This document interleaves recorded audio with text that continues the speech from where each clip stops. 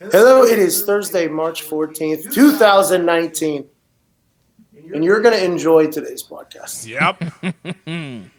There's stories, there's laughs, and there's an appearance by the game Triple H. Whoa, let's go. We break down all the things happening in the NFL. We break down Mark Zuckerberg's world right now.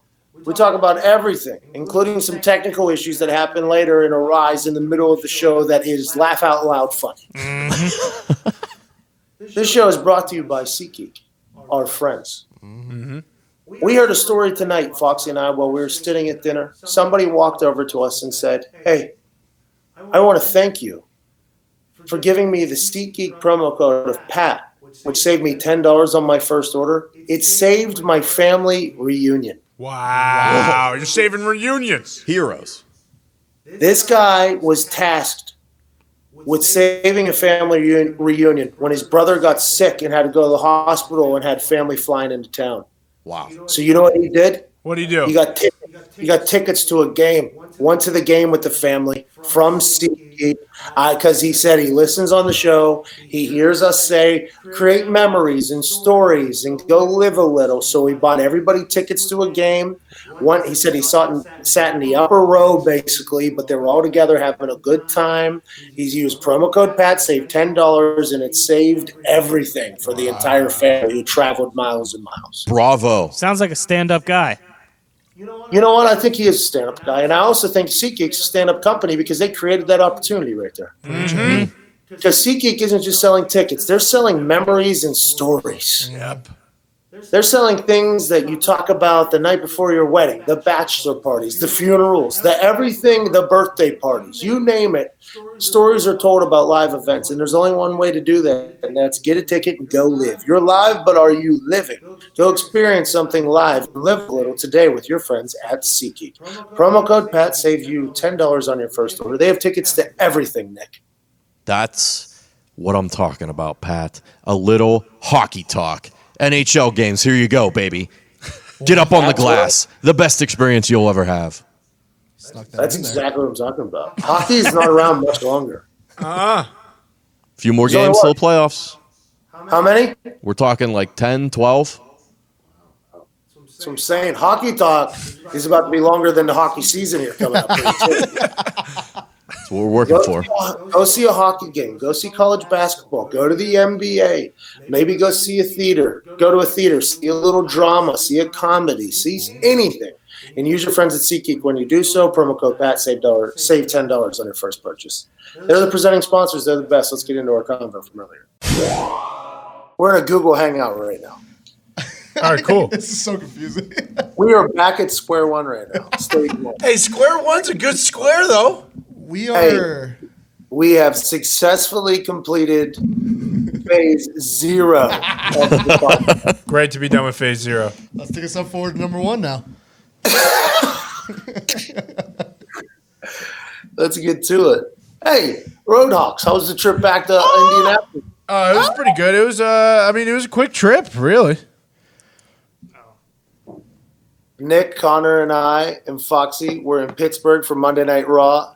I flew to Orlando. Nick can't hear me. Now we got Nick. I can only hear in one ear. You gotta fuck with your wire. Okay.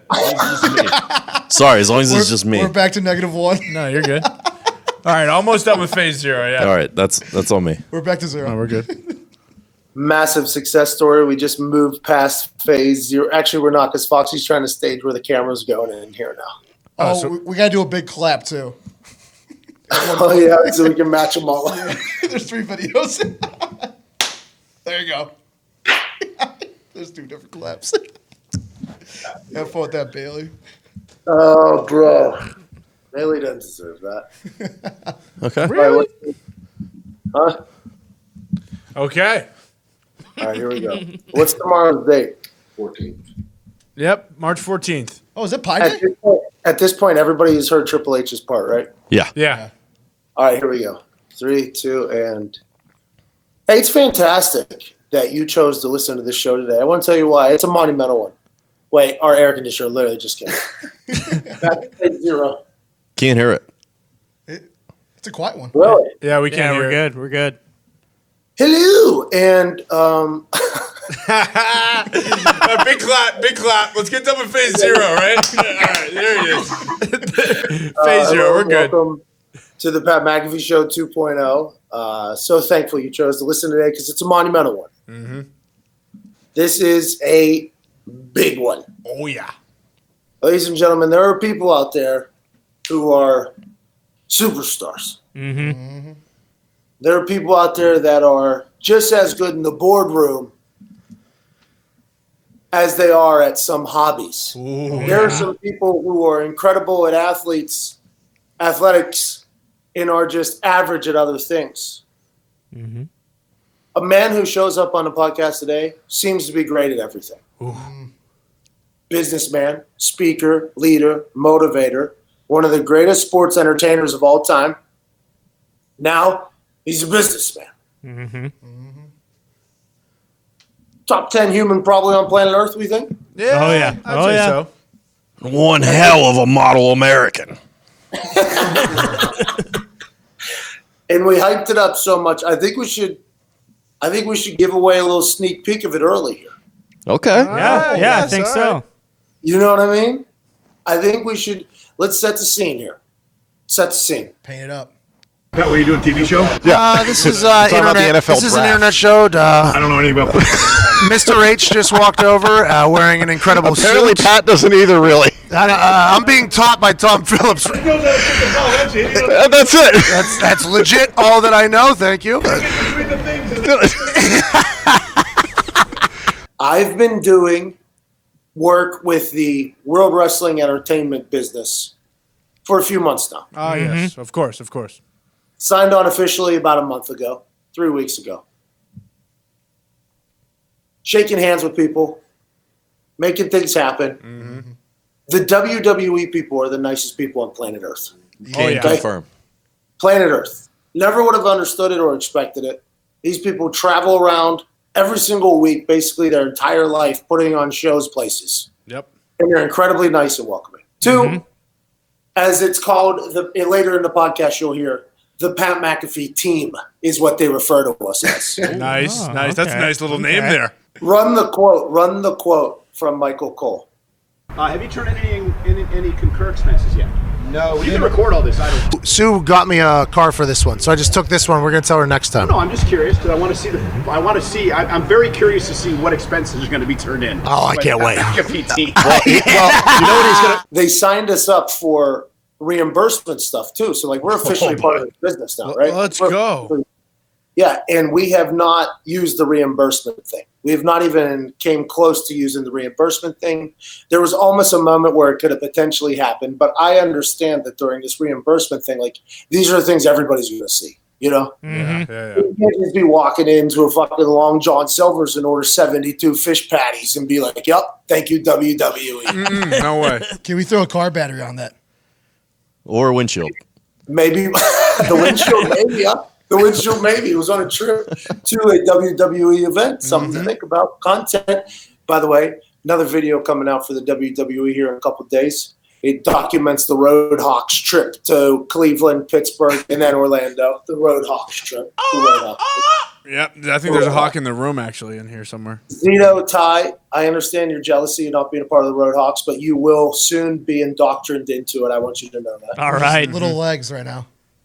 You're in the egg still. Yeah, embryo. They still don't know if you're going to be scrambled egg somewhere, if you're going to be a fucking bird. I would be a tasty ass egg. I tell you that much. Don't worry, Zito. If you make it, we'll chew up all the food and spit it into your Oh, mouth. regurgitate. Hey, by the way, I'm a type of roadhawk that doesn't do that. I'm happy I said that word right. Hey, you nailed it, Z. Hey, Zito Thoughts is going to love the fact that you just complimented yourself for saying something correctly, because that's basically what Zito Thoughts is you just fucking shit up. Yeah, he actually took the week off, so there's no Zero Thoughts this whole week. He's out of the country. Jeez. No, he didn't take the week off. He's starting another one, Ty's Heaters. You know, is that Oh, boy, all right, Ty. I'll tell you what. You know what? If you're gonna make one of these parody accounts, that fine, go right ahead. spell my fucking name right, all right? Oh, no. Have some attention to detail. I mean, you got one thing you need to get right in there, and you completely fucking botch it, you know? Get your shit together, pal. Don't you think it is some little kid from Iowa, from Waterloo down there? Just like, I hope not. Get the goddamn D out of there, all right? Ty's going to have the only relationship with his parent account. He's going to feel like he's his father, like he's going to teach him these lessons. He's going to misspell a quote or something. He's going to misspell a quote, and Ty's going to be like, this fucking kid can't even spell words right. You spell your words right, or I'm going to suspend the fucking account. How about that? I mean, that's true. Zito would never do Zito thoughts. I will not be misquoted. I will tell you that much. So he better come correct. And he's 0 for 1 already, so. It sounded like Coach Gruden was back there for a second. I mean, he is back here. We can grab him. Hey, the Raiders have been wide the fuck open so far in free agency. Biggest story of the whole thing almost. Yeah. Legit biggest story of the whole thing. I mean, if it wasn't for those two Hollywood moms just paying for their kids to get scholarships, I think that Antonio Brown news has a couple more days in it.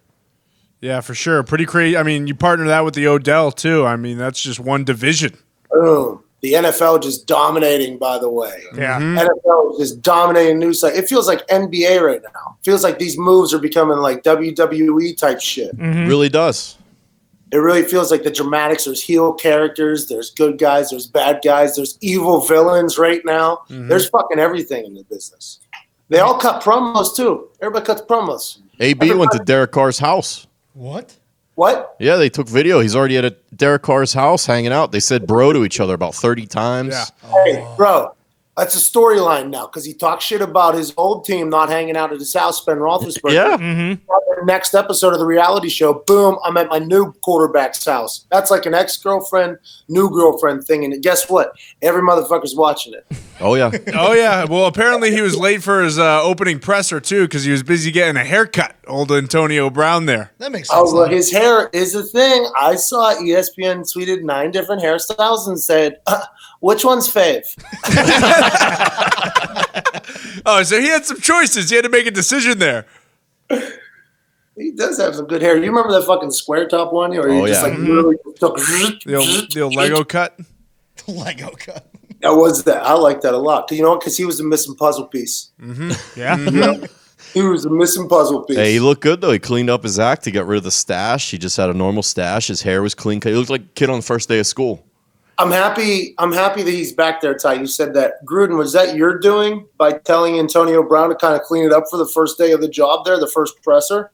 Yeah, absolutely. I'll tell you what, man. He shows up 45 minutes late again. I'll cut his ass. I don't, I don't think that's accurate. Watch me, all right? Khalil Mack thought he was bigger than the team. Guess where he's at, Gone.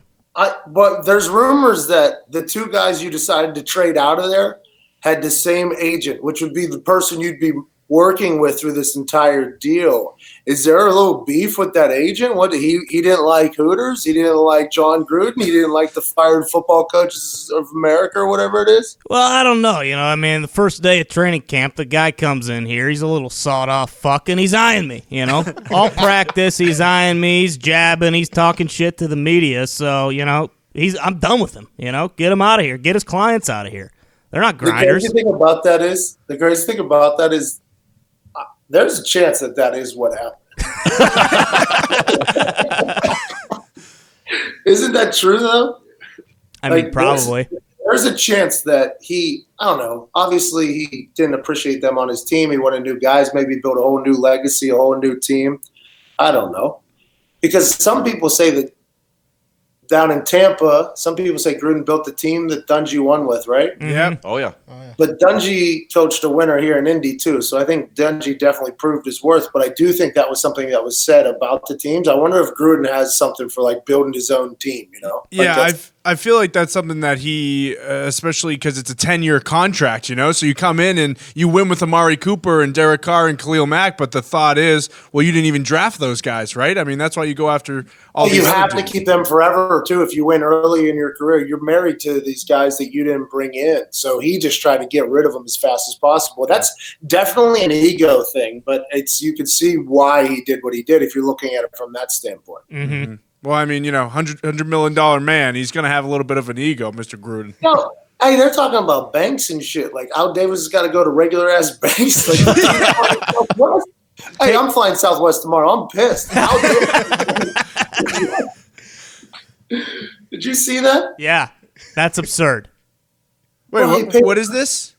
He paid a coach $100 million, and now he's taking out loans and shit from banks, and he's flying Southwest to Las Vegas. Now, granted, hey, listen, Southwest, if it gets me home tomorrow, that's a huge if, obviously, but if it gets me home tomorrow, I'm very thankful for its service. I've taken Southwest numerous times to Vegas and places in the Southwest. Mm-hmm. Oh, yeah. Of course. But I don't think people are seeking to fly on Southwest. No. I don't think that is something that now, granted, this is just like that billionaires conversation that we had just a few weeks ago when something allegedly came up.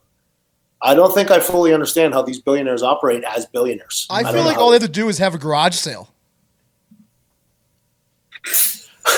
Like $1 billion garage sale. Can you imagine how much money you'd make? Do you know how many jumpsuits old Al Davis probably has to sell? That's what I'm saying. You could literally make $1 million back in like 4 days of garage sales. But now he still owes $99 million to Gruden. Mm-hmm. That sucks. Yeah, I don't know how many NFL owners are flying Southwest from game to game. That's pretty wild. How is it game to game? Well, I mean, if he's flying around in the offseason, I'm sure he's either taking the team plane, right, during the regular season then? I don't know, man. It was always funny watching the Thursday planes take off in front of us. It was always funny. It's like, there's the difference. That plane right there pays everybody in this plane right here. Okay, you guys take off first for sure. Yeah. That's fucking awesome. That's where you need to get to. Al Davis is trying to get there too. Mm-hmm. Maybe he's trying to say he's a man of the people, though. I agree. I respect it, man. He gets haircuts at great clips, I think. If you look at it, I mean, it's basic old bowl cut right there. Mm-hmm. What if they became a good team, though? I think it's possible. They got to add some guys on defense, right? They've only gone, left tackle with Trent Brown, and then they also got Tyrell Williams today. So they got 2 wide receivers in free agency. That's insane to think. That's Spire 2 wide banana, bro. Mm-hmm. Let's get these weapons out here so we can play 7-on-7 and see what happens in the offensive line. Cleveland Browns, holy fuck. Oh, my goodness. The Cleveland Browns. Hey, what a day. Yeah. Shut down the internet. It was 2 firsts, right? I mean, Jabril Peppers is a first-round draft pick. Yeah, he was. He's playing well, too. Evan Foxy mentioned that. Jabril Peppers was you get it. Yeah. Jabril Peppers was a first-round pick, another first-round pick, and then something else, right? Yeah, and then it was a 3rd round next year, I think. So I'm talking – that's 2 firsts and a third. That's a pretty fucking good – if you're Odell Beckham, you got to feel like you're the I mean, you're walking into a team that literally just traded 2 first-rounders and a third for you. That's 2 franchise players. That's who you're supposed to pick up in the first round. Mm-hmm. You're supposed to be a 2 franchise player and then a possible huge player for you as a third. That's how much they value you and are willing to put in to get you. You got to feel good going in there. I think him and Jarvis will keep each other humble too, and they'll compete with each other. That Jarvis Landry speech in the fucking locker room or in the team meeting room, day 3 or something, about not fucking around. Mm-hmm. That's a huge ordeal if they're together, Odell, I don't know if he's the most competitive human being on earth. I know if you're that great, you have to be competitive and you have to work hard. But it's always nice to have a friend in there with you who pushes you to be better. You know what I mean? Those are good people to be around. Absolutely. Lions want to walk with lions. You know what I mean? Mm-hmm. If you want to really go. So that could be good for Odell. Baker Mayfield's got the swag to handle it all. There was a lot of talk that Odell wants more money and that he would try and pull something to restructure his deal. But I don't know. I think that says a lot if he shows up and doesn't do that, plays this season, and then thinks about it. He's boys with Jarvis, right? Yeah. So if Jarvis and the Browns get along well, which I'm assuming they do. You would think. I'd say so. Haven't heard anything negative. Let's assume that if you and me are boys, real tight, college roommate tight, boys, and I have a little beef about money, I'm assuming my boy, though, is like, hey, let's go get it, though. Like, hey, at least show up and work. You know what I mean? Like, let's do it. You know what I mean? I think that goes a long way, having, like, your best friend on a team. Like, I think it really helps out a lot, especially as adults. Now, like, if you look at it as, like, high school best friends, you're not looking at it right where there, like, could be drama or beef. But if they're, like, grown-up adult friends and really tight, this is going to be a great competition between both of them and hopefully make that team better. And Baker seems like the right guy to be driving the ship. I like the Browns. I like the Browns before this. I said they were going to win the North before this. I like them even more now. I mean, that's a dynamic player. What, he's only going to play like 11 games a year, right? Probably. I think. I mean, he only played like 12 last year. Yeah, he gets hurt here and there, basically. But you don't need him, right? Because you still got Jarvis. You still got who's the tight end for them? David Njoku, yeah. No joke. Let's hope that the Jugs machine is in punishment to that motherfucker. Yeah. Hey, man. And then Kareem Hunt whenever he gets back. Yeah. No way he comes back next year, though, right? Yeah. Kareem Hunt. I bet he gets suspended like 6 games and then Yeah, comes I think back. he'll come back. They have Nick Chubb, too, even if he doesn't. Hey, he was the first-round draft pick, too. He was picking up his own luggage at the airport, right? Oh, God. That was Hugh Jackson's team, bro. Yeah, what do you think he's thinking right now that Dorsey's making all these moves without him? Hugh Jackson? Yeah. Oh, what? They wouldn't even tell Hugh Jackson what they were doing, right? Because Dorsey thought Hugh Jackson would tell the media. Yeah, he's leaking it. That relationship's been fucked. Did you hear about the petition for getting Hard Knocks back-to-back seasons for the Browns? Are the Browns pushing it, or is everybody else pushing it? I think everybody else, but I can only imagine how like electric would be in the locker room for that. I'll be excited to see how it all plays out. Yeah, it'll be interesting, especially. They have a couple of DBs that like to fight, right? They had a rookie, I forget his name, but he was number 39 or something. He was mixing it up. That's big for practice and training camp and shit. Having those dudes that like to fight in there with Odell and Jarvis, too. Yep. You think Odell's going to throw a fist? I think it's going to be interesting because sometimes, I don't know, it seemed as if sometimes those really good guys, like they go against each other. The like corners and the wide receivers, you mean? Yeah, like sometimes there's like, all right, when this guy's up, he goes. It's like one of those things, the best versus the best, you know? Like, and I assume that there's some sort of, I don't want to say relationship, but I assume there's some understanding between them. Like, hey, this is how this goes. Like, this doesn't happen. This happens. Like, when that guy went low or whatever he did, the Jarvis Landry pissed him off. Yeah, and he threw the ball at him. Yeah, like that's a real thing because, like, hey, none of us want to get fucking hurt out here. So there's some rules. Like, hey, we can get better without getting hurt here because there's a lot of money on the line. B, we are really trying to get better here so we can get more reps in and not get fucking hurt. So there's like a real understanding. Like, stay up. Like, there's no beef here. This is not the way this thing goes. You know. Mm-hmm. So I'll be excited to see how that team's handled. Freddie Kitchens, right? It's the first time being a head coach. Yep. Yeah. Hey, boys, we're on a roll today. We're doing what we do. Oh, yeah. Going to be tired after this, and I can't wait to get the best sleep of my life because everywhere I go, I make sure there's only one thing there with me. What's that? What's that, Pat? A little bit of a delayed question. It didn't really seem like you guys were that intrigued, but hey, man, it's so hot in Orlando. How hot is it? Hey, man, my aunt is so dumb. How dumb is she? Love this game. Man, everywhere I go, I make sure there's one thing with me. And what is What that? is Is that one thing, Pat? It's my Lisa mattress. Oh, yeah. Oh, man.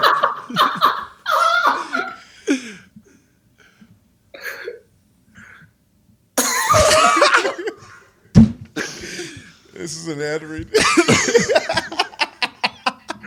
The reaction from you guys was next level right there. Just the absolute bewilderment by you guys in the studio because everybody knows when I rest, I like to rest, and I can only rest on the best, and the best is Lisa Mattress. So I make sure it's everywhere that I nest. So it's the only thing that I can do. And this isn't even in jest. This is or a test. Good rebound. And the Lisa Mattress can show up at your house too, just like it shows up everywhere I go. Because when you order from lisa.com/McAfee, not only do you get 15% off, but the bed that you buy that is incredibly comfortable, 15% off, and also shows up at your doorstep. Wow. That's right. You don't have to go to any creepy bed stores. You don't have to roll around in other people's lice. You just get the order. Know that the bed is going to be incredible because it's been tested and it's going to show up right at your doorstep. And unpacking it from the box that it shows up in is half the fun. It takes less than how long, Ty? It's about 2 minutes. Listen to us. We know something about sleep. Mm-hmm. Oh, man. And we get our best sleep on our Lisa mattresses. LEESA.com / which we talked about. Looks like the line is leaning forward, like a dance move that a guy that we used to talk about would do. Yep. Oh. Yeah. Like the Kyrie thing. / McAfee. That's LEESA.com / McAfee. 15% off now. Everybody's coming at your Steelers, Nick. Everybody's. Ooh. Hey, man, that's what happens. Against the fence this morning, just fucking swinging it. Fucking swinging. Yeah, man, everyone got better in that division, including the Ravens now, too. The Ravens even got better. The Ravens got who? Earl Thomas. Earl Thomas, and they got Mark Ingram, too. They lost a lot of guys on defense. Yeah, I don't know if they got better. I think they made some good signings to replace some guys they lost, and I think they're still a good team. I don't know if they got better necessarily. Yeah, no way they got better overall. But today in general, or yesterday rather, they lost all four of their best players on defense. You want to learn about y'all mother you? Huh? You can deflect better than most humans I've ever seen in my entire life. It's unreal. Yeah. But that's because I gotta be specific. Zero conscience too, like zero conscience. I mean, it comes something that you say something, everybody just flips around and sends it right back, and you just have this incredible ability just to be like, whoop, somebody else did. Yeah. But I have a point there too, though. I mean, they did lose. The Ravens got better. Nick and Ty point out obvious false flags in your statement. You turn around today, though. Like, I was they talking are better today than they were yesterday. Yes. You are correct. And the Steelers still aren't. So they did get better. Mm-hmm. Listen, the Steelers grow from within. Everybody knows that. They've got Juju. They've got Connor. They've got guys, promising young talent. O-line's still good. They got TJ Watt. They're going to have 10 picks in this draft. This is what they do. They need guys to step up and produce. And if they can't, they'll be in trouble. But maybe they can. We thought about that. I agree. We thought about maybe these guys can play. Every team, it's going to be so interesting. I've been saying this for a while now. Any rookie quarterback that shows just a glimmer of hope, Mm-hmm. is going to get offers and opportunities with very high-profile guys at the ends of their careers. Yes. Or second halves of their careers. Because it's going to get to the point where you're not going to be able to pay these talented superstars who are their own brand in of themselves the amount of money that people have been paying them in the past. You're going to have to pay them more, or they'll go make more money doing something else. Mm-hmm. These motherfuckers will start a merch company online and make a lot of money when they've already made a lot of money, or they'll rap and do a couple concerts and make a lot of money still. We're in a world now where the ability to have a large amount of followers is directly in tell with how much money you can possibly make. And a lot of these big superstar wide receivers who NFL teams may not want to pay the amount of money they want to pay them, I think a lot of them see a lot of opportunity off the field. And they think to themselves, well, if they won't pay this, I can go make money somewhere else. Will it be the exact amount of money? No, but it's also not getting banged up, bruised. You're not in the meeting rooms for 9-10 hours a day. You're not doing that for 6 months. You're not on the road. You can do other stuff. I think we're in an interesting time right now where people are going to be able to control their leverage strictly because they know they have options. And you're right about that in the sense that, like, as much as I dislike the Browns, I respect what they're doing, going for it with the window they have here with that rookie contract This is the and stellar LA quarterback. Rams. Yeah. This is McVay, man. This is what McVay and them did. They just brought in a bunch of superstars because they had a little bit of glimmer of a hope. McVay was this genius offensive mind. They had a young quarterback. They had a lot of money, and they were in Los Angeles. I mean, that fucking helps. Mm-hmm. But the money to spend on people around the quarterback, that just shows a little bit of hope and the ability to recruit guys. Because now it's a big deal on whether or not somebody wants to go. John Clayton said on Tuesday's show that whenever Antonio Brown heard he was going to Buffalo, he started putting pictures of what he thought Buffalo was, just shitting all over an entire town. Yep. And that trade deal stopped immediately. I mean, I think it's just we're in a very different world now where it's like recruiting matters. The amount of money definitely matters. If friends are there or not matters. I think there's a lot of stuff that's coming into play, and it's going to be interesting watching the chess being played by all the NFL coaches. Because there was a video that hit the internet today about how if you go to New England, you get rich. Yep. You get rich. That's going to be something that people are going to think about too. But then once they get rich, then they're going to end up probably going to a team with a young quarterback after they get rich, after leaving New England and winning or whatever. It's just there's so many moves being made. I don't know if there's going to be any more middle of the pack anymore. Yeah, it's very interesting. I saw today Le'Veon Bell makes the same amount of money as Kelly Olynyk, who's like a second-string center in the NBA. Do you think that the NFL could raise the cap or something? Because it's ridiculous, really. Well, I don't know how any of that is going to work. The business side of the NFL is so impressive on the NFL side. Yeah. They have an ability to rake in cash from everybody. TVs, cities, states. I mean, probably the national government is giving them money somehow. I mean, they have the business sense and the ability to do whatever they want, but there's also a lot more people involved in an NFL team. Right. A lot more. So that's always their argument is there's a lot of people we're paying, which is true because in an NBA arena, I guess there is as well, but everything has to be doubled or tripled because of the amount of people on an NFL roster, doctors, trainers, physical therapists, chefs. You got sales. It's an entire universe in of itself, right? But it's a huge one because the team's so large and the stadiums are so large. So what's the NFL going to do for that, though? What's that? Are they going to make like a Lev Bell rule so like these players can't do that? I have no idea what they're going to do, man. I honestly have no idea. I think what's going to happen is quarterbacks are going to have to be moved into their own thing, where it's like a slotted payment. Like, hey, if you want to give them, if you want to give them an elite contract, it's this. If you want to give them like you slot them into like 3 categories. Yeah. So it's like boom, and that's in their own thing. That's just if you want to get a quarterback, this is where you're going to have to pay.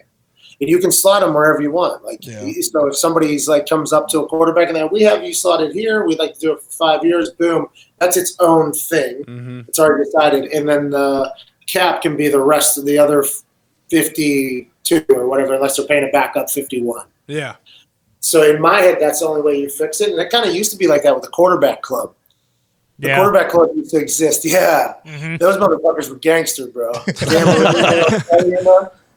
Aikman? They were just gangsters. Yeah, gangsters, man. Just like, sorry, boys. We all get it. You know what I mean. We saw all the jerseys.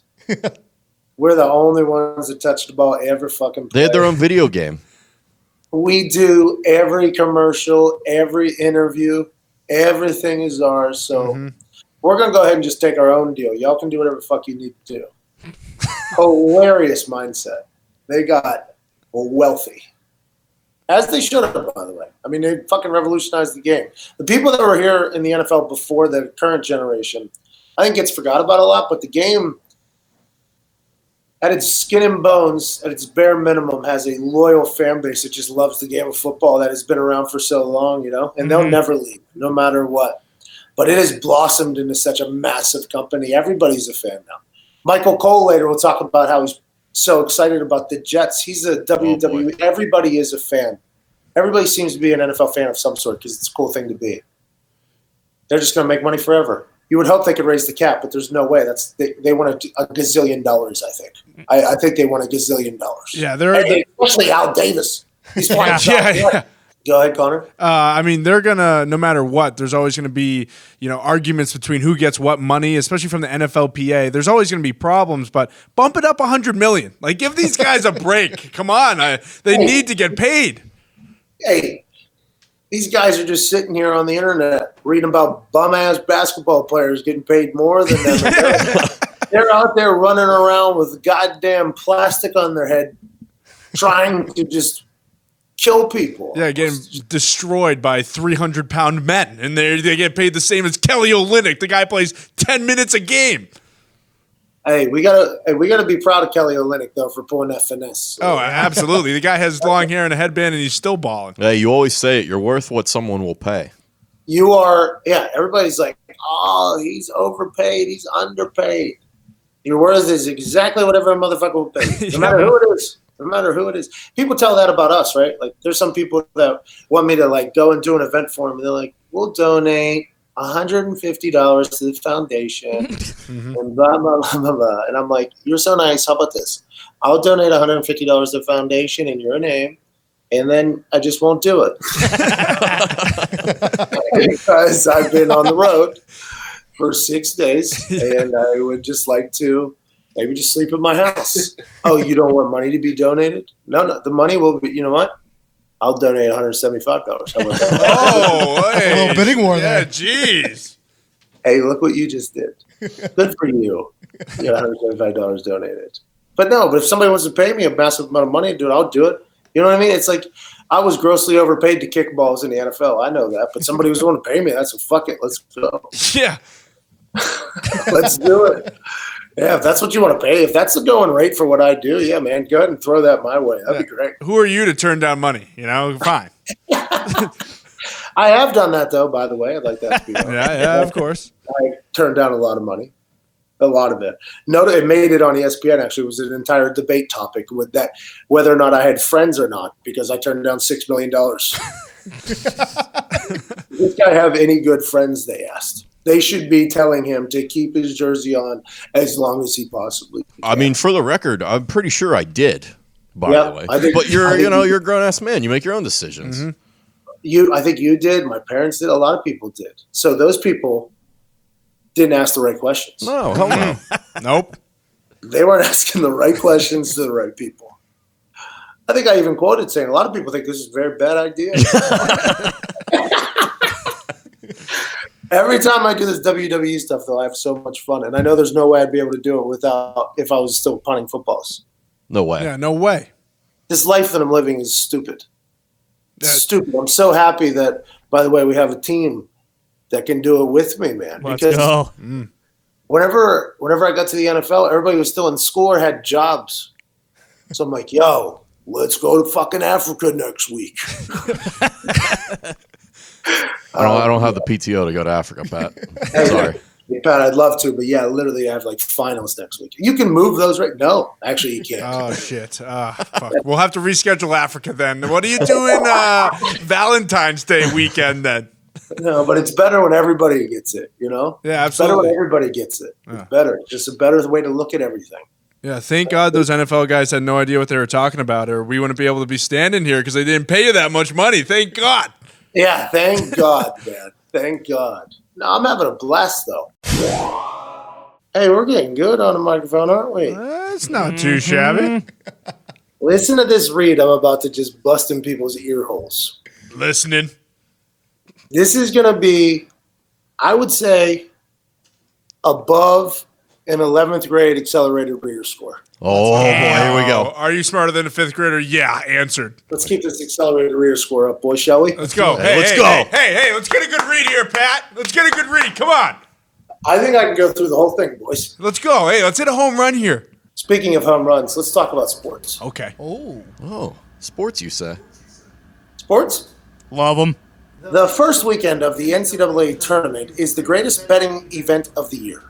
Whether you like filling out a bracket, picking a national champion, predicting first-round upsets, or all of the above, MyBookie is the perfect home for your March Madness fun. Will Zion Williamson and his teammates cement their legacy at Duke with a title? Can Virginia get past its loss to a 16 seed last year? And can Kentucky get back to the Final Four? If you know the answers, or even if you don't, MyBookie is the place to get in on the action. They have something for everyone, even you, multiple bracket guy. MyBookie has been in business 4 years.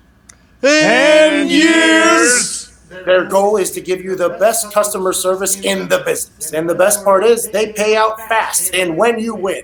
I'm talking 48 hours. Bet with the best. Then kick back and enjoy March Madness while you watch your picks cash. Deposit with MyBookie today with promo code PAT for a 50% sign-up bonus. That's promo code PAT. With MyBookie, you play, you win, you get paid. What a read. Wow. Nailed it. Unbelievable. You know, I'll tell you what, when you said, and can Kentucky, I thought we had a slip up, but no, it was just the connection.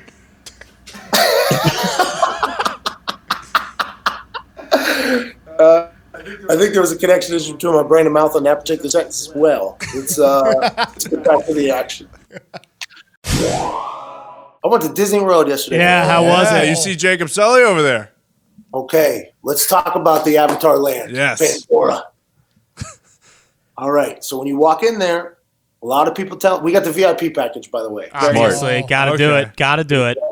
Guy's name was Les. He was unbelievable. Here we go, Les. Short for Les Lester. is from Hawaii, very fit man, little tiny fella named Les from Hawaii.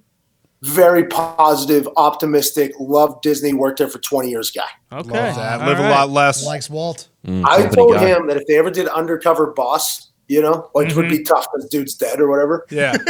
But if they did Undercover Boss and Les was one of the guys that the boss worked with, like he would end up being co-owner of Disney by the end of the day. This is how good the guy was. So you're saying like Willy Wonka? He'd be like take over the whole factory. Yes, he was like Willy Wonka.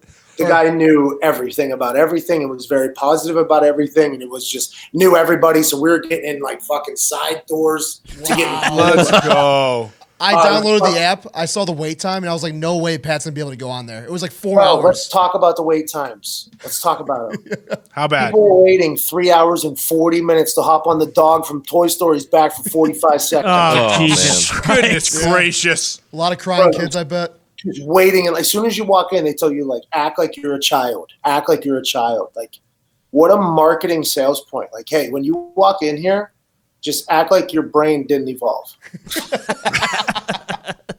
Okay, I'll act like I'm a child. So you walk in there and you see these children now because it is geared towards children. Yeah. Geared towards children. They're telling you to act like a child, so they're gearing it towards you. Either you acting like a child or a child in general. Okay. It's supposed to play on the nostalgia thing very hard, I was told. Like for the adults, it's like a nostalgia thing, like a trip down memory lane. I never watched a Disney movie growing up. It's tough they're not really geared towards you then there. Like I've seen Toy Story, obviously. I've seen Avatar, obviously. But all the other characters and shit, like I don't really know much about them. I don't know their stories. I don't know where they come from. I don't know what they stand for, to be honest. I don't know any of them, which is a shame. I think we've all mentioned that is a shame that I didn't have enough patience to watch a single movie as a child. Yeah, it's a bummer, but what are you going to do? People are waiting 3 hours to ride 45-second long roller coasters with 3-year-olds and 4-year-olds. 3 hours of standing there, then getting done with said roller coaster and going and waiting 4 hours for another minute-long roller coaster. That's 7 hours of waiting in line, roughly 1 minute and 27 seconds of roller coaster ride. I mean, hey, Toy Story moves the needle. Now you just know. Yeah. Now you know. It does. Dude, the dog ride was cool. It was a cool ride. Yep. But, there's like 3-4 of them rides over there at Kennywood. They're better. So like, make this like to understand this. This was Tuesday at what time? People should be in school, work, right? It doesn't fucking Tuesday, like, 1 matter, o'clock. dude. But people come from China, Yeah. I didn't England. think about that. People are coming from all over the world. The Orlando International Airport is the UN on any given day. I mean, there's people from everywhere there, and it's a hellhole. The place is a hellhole. It's like the airport has no idea that 1 billion people are coming to this fairy tale. There's 2 entrances, and they bottle cap you in. I still have no idea why they do that. They have no idea. Somebody needs to just climb up the thing here at the Orlando International and be like, hey, did you guys know, like, fucking Disney World's right here. Like, everybody flies here. It's just a fucking night. We got to get Les in the airport. That's what we got to do. Les would turn it all around. Les would, by the way. I He bet would. you Les is like a big problem. Big problem with our park is the airport is garbage. But so the Avatar land was awesome though. It's where we went first. Okay. So there's a couple rides. There's a boat ride. It's basically like the log. It's not the log jam. What was that ride where people go in there and like kiss in the water log? Fucking swans. It was a ferry or something. It turned into a Garfield ride. I can't remember what it was initially. The Old Mill. It was the Old Mill. The Old Mill. Okay, so Downer in the Old Mill. the Old Mill. You get on like a wooden canoe. It was a 2-seater, and then it went into the mill, which was just like a warehouse or whatever. And then it was like a 30-second ride that went through a couple things that came out. And everybody was like, yeah, I went on the Old Mill with insert name of girl here. Yeah, it's where you made out and got hand jobs. Oh, in middle nice. school. By the way, I would like it to be known that I never did that. I never had an Old Mill story. Oh, man. That's unfortunate. Boy. I went through some rough years there whenever the Old Mill was cooking, though. I wouldn't have been there with me either. Anyways, it was like that, though. It goes inside. You're on like a boat inside water, and you go inside, and it basically took you around Pandora with these like very weird, not weird, but like graphics basically on the wall. Like graphics, like the Jaguar graphics on the wall, or there's like a metal avatar there singing like the awa, mawa, awa. Oh, yes. Yeah. How was it compared to like movie quality? What's that? How was it compared to like movie quality? So I do have a 3D TV, you know? Yeah. Right. At the house, and I have watched Avatar on it. I will say that the movie may have felt a little bit more 4K in real life in 3D when I sat close to the TV. Oh yeah. If I sit further from the TV, I would say the boat in the water was a little bit better, but the closer, it was, it was very impressive. It wasn't 4K, but it was very, very close. Good. It was good. It was 1080.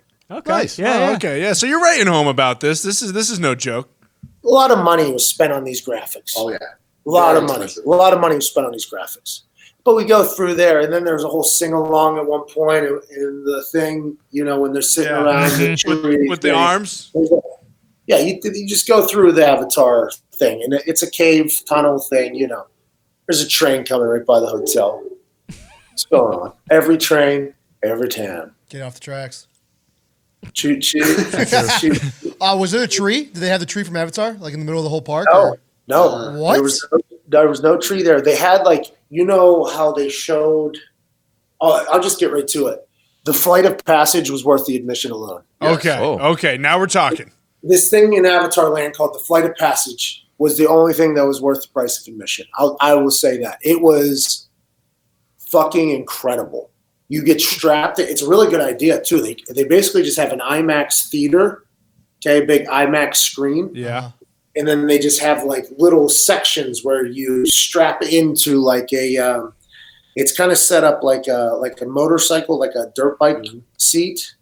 And then they strap you in from the back. There's something up in front of you, and then there's a handrail in front of you, and your face is kind of wide open. So your bottom is just kind of strapped in, and there's 3 people to your right, and then there's another set of 4 to your left. Then there's a little break, and then there's another 8 to the next there. Okay. Below you, there's 8 people, and there's 7 layers of that. Okay. Mm-hmm. So if you were to look at it, it would just look like the outside of a building with layers of people sitting in this thing. Good Topgolf. It would be like Topgolf, exactly. Okay. Okay.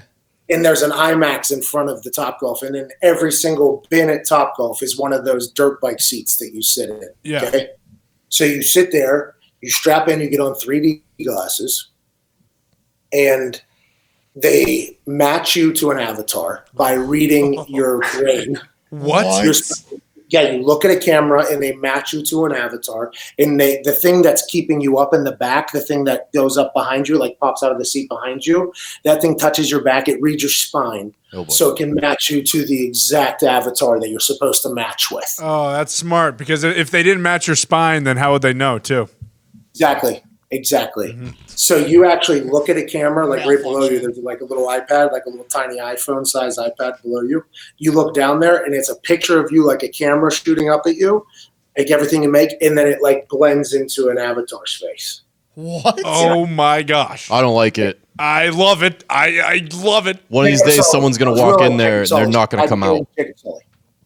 What you say, you? So one of these days, someone's going to walk in there and they're not going to come out. It's going to come out a clone, avatar, I mean, replicant. Hey, I'm surprised my avatar made it because whenever you get in there, they strap you in. It's called Flight of Passage. Mm-hmm. It's your first flight with your bird. Oh. So you and the bird are trying to learn each other. Oh, so this thing hops off, and you're strapped into this thing, and this thing's rolling with the bird in front of the IMAX. You're going underneath trees, almost hitting like hippos and like 4K 3D, like I was talking about with the last time. Yeah. You go over a waterfall, and there's like a mist of water that shoots on your face. Oh, my God. There's wind hitting you. Ooh. I mean, it's a trip, bro. Yeah, that's next level. It sounds like you and Jacob Sully were riding around the skies together yesterday. Hey, by the way, my bird, pretty good little bird. There was a couple of little sketchy moments. We made it out of there, though. Did you get the biggest bird? Huh? Did you get the biggest bird? No, but we saw that motherfucker. We were on the top floor. You looked up. We saw we were on the top floor of our particular Top Golf. Yeah. But there was definitely the big orange, red, blue one that came flying down from above. And you know what? He was a little rusty, by the way. He probably needed one of us on his back to guide him a little bit. Mm-hmm. He was fucking all over the goddamn place. We had to miss him a couple times. Can you imagine if you plugged in and you got that bird? Oh, I never. My seat just lifts. You're just in charge of the whole machine now. Hey, it was dope, man. That thing was worth the price of admission. Yeah. I will say that. We did the rock and roller, I guess, which was at another park. That thing had a loop in it. It was fast. That was the only one that felt like a real roller coaster. Mm-hmm. What was that for? Was that also an Avatar ride or no? No. No, Avatar. That's all Avatar was that boat, that thing, and then there's a big ass tree to take a picture with. Okay. Rock and roller is. The rock and roller was with the indoor roller coaster. It was an indoor roller coaster. It was with the. What was that other ride? Was that with the Toy Story one? Toy Story, yeah. I was over in the same Toy Story area. Yeah, so was that Disney, right? Yeah, but I think there's. It might have been at like Epcot or something like that. Yeah, there it is. That was at Epcot. Magic Kingdom is where we were for Avatar Land, which was also had the Wild Kingdom. We did a safari. It was a safari. Yeah, they weren't skimping on the animals. Well, we walked through Asia, you see. I didn't see any general shows, but there was some good shit going on. And then we walked into Africa, and then there was a safari. So you get in the safari for sure. Yeah. You get in the safari. We're going to come out with like a Planet Earth video of the safari. Let's go. Foxy was filming, and I was refraining from talking so hard because we're going to end up me voicing over it. Mm-hmm. But, boy, there's a lot of animals in there. We got 3 lions. We've seen 3 lions. Oh, wow. We saw the elusive white rhino. Oh, man. The albino rhino. And not as athletic as the black rhino. Also saw that one. Dying at an alarming rate. Darwinism. We were actually told that, by the way, that the lady who was giving us the tour, I'll tell you what, wasn't the most jovial person, but she definitely knew the Did your lady want any of the animals? What's that? Did your lady want any of the animals? No, she got scolded so fast. So fast. There's only like one rule. It's like, don't stand up, keep your hands in, blah, blah, blah. We get to, I think, like the pelicans or something, like a fucking bird. The first one out the gate, just a tiny little thing. And Sam stands up to look, and like the lady, sit down in the back, please. Like, oh, my God. So fast. She got scolded so fast. I've never seen anything like it. And I could just hear Sam like start to like boil like this bitch. I can't stand up so I can see. I can't see around anybody. That's why I sat in the back row so I could see things. Now I can't stand up, which is literally how I felt whenever it happened to her. I was almost like, lady, just drive the fucking bus. Just drive the fucking bus. She had her stats and facts, though. It was awesome. It was really cool. There was like 45 trucks back there, though, so I saw more trucks than animals at the times that we were out there. Were the trucks full of children with machine guns? No, but it does look like the trucks from the movies and the videos that have kids with machine guns in them. Oh, geez. You know what I mean? Like those safari-looking trucks. Tough look for Disney right now. I think I'd want to go. In this climate, they better clean up their act. The animals all looked happy, though. The animals all looked happy. All right, well, fair enough then. I'm sure they were. Because they're all drugged up. I don't know anything about that, but I want to go on like a real safari now, though. Yeah, like a real one in the Congo or something. Yeah, like I want to do a real safari. I heard Madagascar has a good one. True. Where's that? Madagascar. Where's Madagascar? Oh, it's a little island next to Africa. Yeah. Oh, geography. I only know that because of the game Risk. You try to pick it up or not? Yeah, it's a good one because you just hide yourself in there, and people forget about you and risk. And that's risk talk. So that was risky business. Oh no! Oh fuck! I have no idea where we were going. Safari. You want to go on a real safari in Africa? Oh yeah. I want to go to a real safari. But we were there. We were there for 7 hours. I had 1 hour of sleep. 1 hour and 41 minutes of sleep because we recorded the podcast Monday night late. Mm-hmm. Couldn't sleep. 6 a.m. flight. Have to leave hotel at 4 a.m. Head over to airport. Get on plane to Atlanta, Orlando. Sitting on the flight right next to me. Flight from Pittsburgh to Atlanta. Guess who? Oh. The same lady that told you that, oh, you're from Indiana? Wow, that's despicable. Hey. No. Hey. Are you serious? Nope. Got it. Roman Reigns. Oh, the big dog. Oh, hello. He was on the flight before me. He got on the flight before me. I'm next to last one on the plane, obviously. I like to wait it out. I sit down. I see that he's next to me. And I just go, he has his headphones on, hood up, and he's watching something on his phone. I think it was a sitcom. I don't know. I didn't want to just stare at his shit, but he was watching something on his cell phone. And it was set up in an incredible fashion. I got like a little travel tip from him. He had a magazine coming up out of the area that they hold it down, and then he wedged his phone in between that. that's smart. It was an incredible trick. It was one of the best things I've ever seen. So I sit down. I put my headphones in. Flight takes off to Atlanta. It's like an hour and 13-minute flight or something. It's very hard for me not just put my fist out. Just just do the shield. We're literally, we're within 3 inches of each other there. Our elbows are sitting on the same piece of thing, And I just wanted to if I just moved my hand just straight out like that, it would have been awkward. I resisted the urge for an hour and 13 minutes, boys. That's Hey, impressive. good job. Hey, nice job out of you there. Huh? So do you think if you won 90, he would win 10?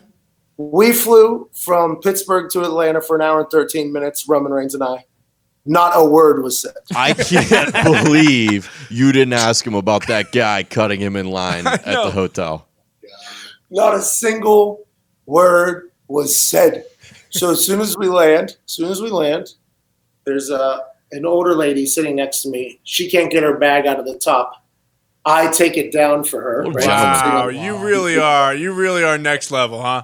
It's just travel etiquette. It's travel etiquette.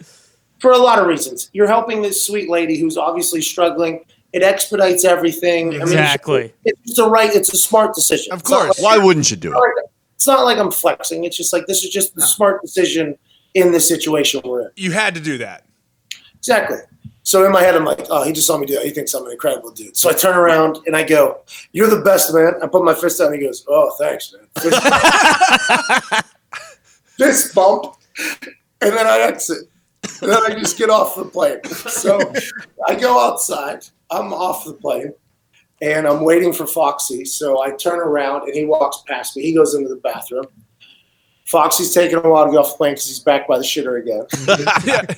So it's like 3 minutes of waiting. Guess what I gotta do? I gotta go to the bathroom. So I turn around, I go to the bathroom.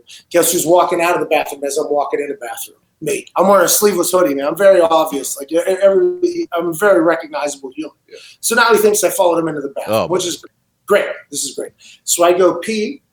I get with Foxy. We're like, all right, we got to go to a whole other thing. I tell Foxy, I didn't say a single word to him. I didn't want to, the guy's been through enough. Just beat leukemia. I don't need to be Mr. Chitter Chatter Patter here on the fucking flight. At 6 a.m. flight.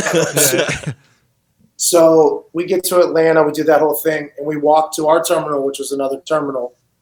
We go all the way over there. Cheat day was happening. So I ate 3 egg McMuffins, 2 hash browns, 2 apple pies. Foxy got 2 egg sausage McMuffins. Attaboy. Wow. What did he eat? Half of one, or did he eat 2? He ate 2. And a strawberry milkshake. Oh, did his tummy hurt afterwards? Mine did, actually. I don't want to judge him too hard here. So I have my big-ass bag. 3 egg McMuffins, 2 hash browns, 2 apple pies. That's a fucking full bag, by the way. Yeah, that's America, baby. Yeah. They give you the bigger bag after that. It's a full bag. So we walk over to our gate to sit down. There's only a couple open seats. Guess who they're by? Roman Reigns. Let's go.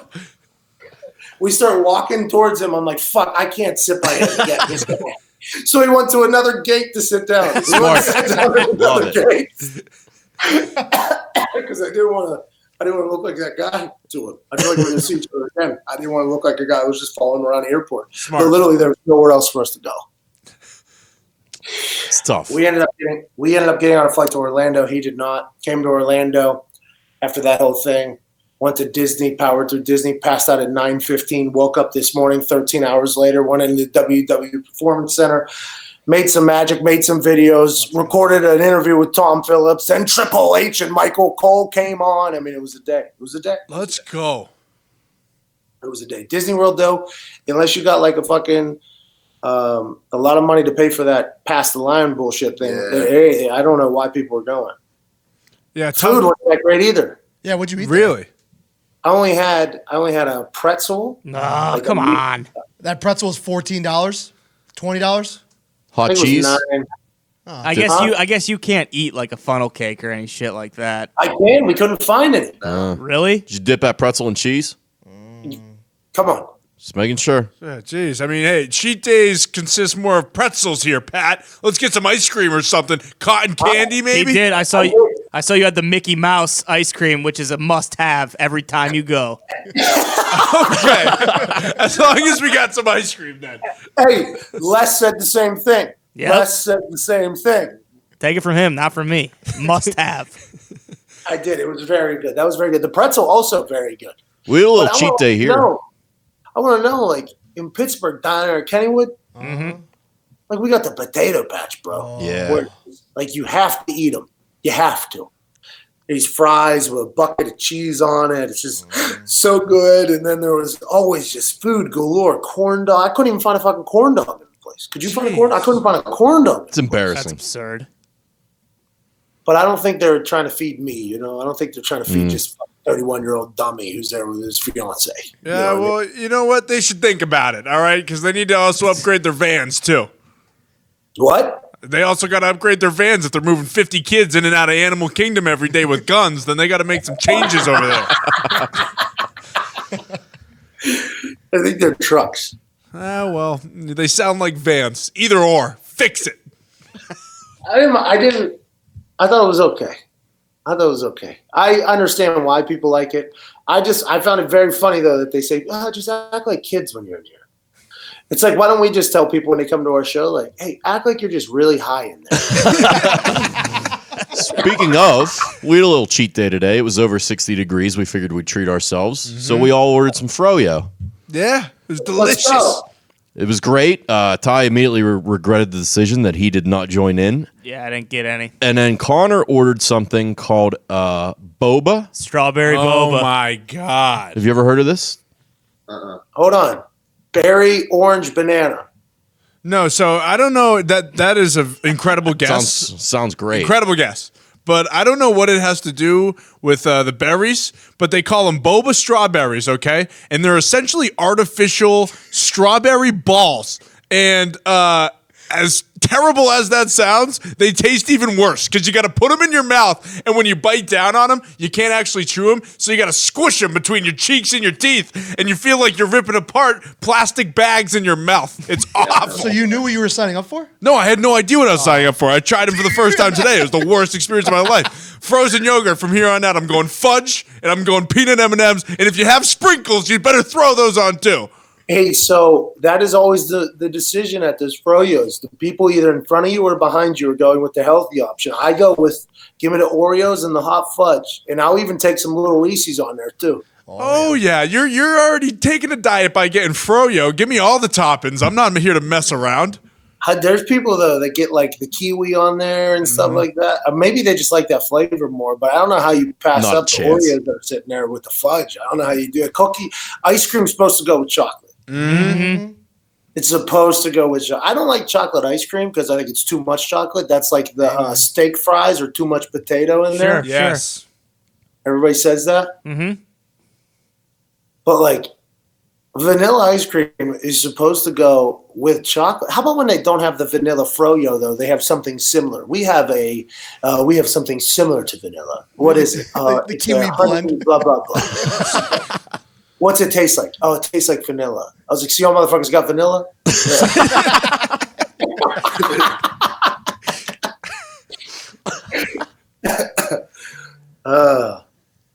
All right, good for you guys. I'm happy. The NXT tapings were nice. We stopped by there.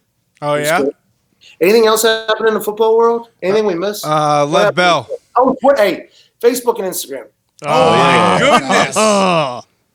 Okay, Lev Bell, by the way, going to the Jets. Jets are not going to be great at football still, but good for Lev Bell getting 30-some million guaranteed. People telling him he's stupid. I don't know. I think he made a rap song, a freestyle from his front yard where he said he got to pay him 17 M's. That was never offered last year. I think he did maybe have a number in his head. This one's 32 million. Not too bad. That's a lot of money. I mean, it's only, I don't know how many years it is, but I don't know. That's not 17 per, but it's definitely 17 M's guaranteed, which is a good way for his agent to spin it to him, by the way. Oh, yeah. Hey, you've been saying, man, you want 17. We got 32 of them things over 6 years, man. Do you think he's going to shit can that guy? Did he? Do you think he will?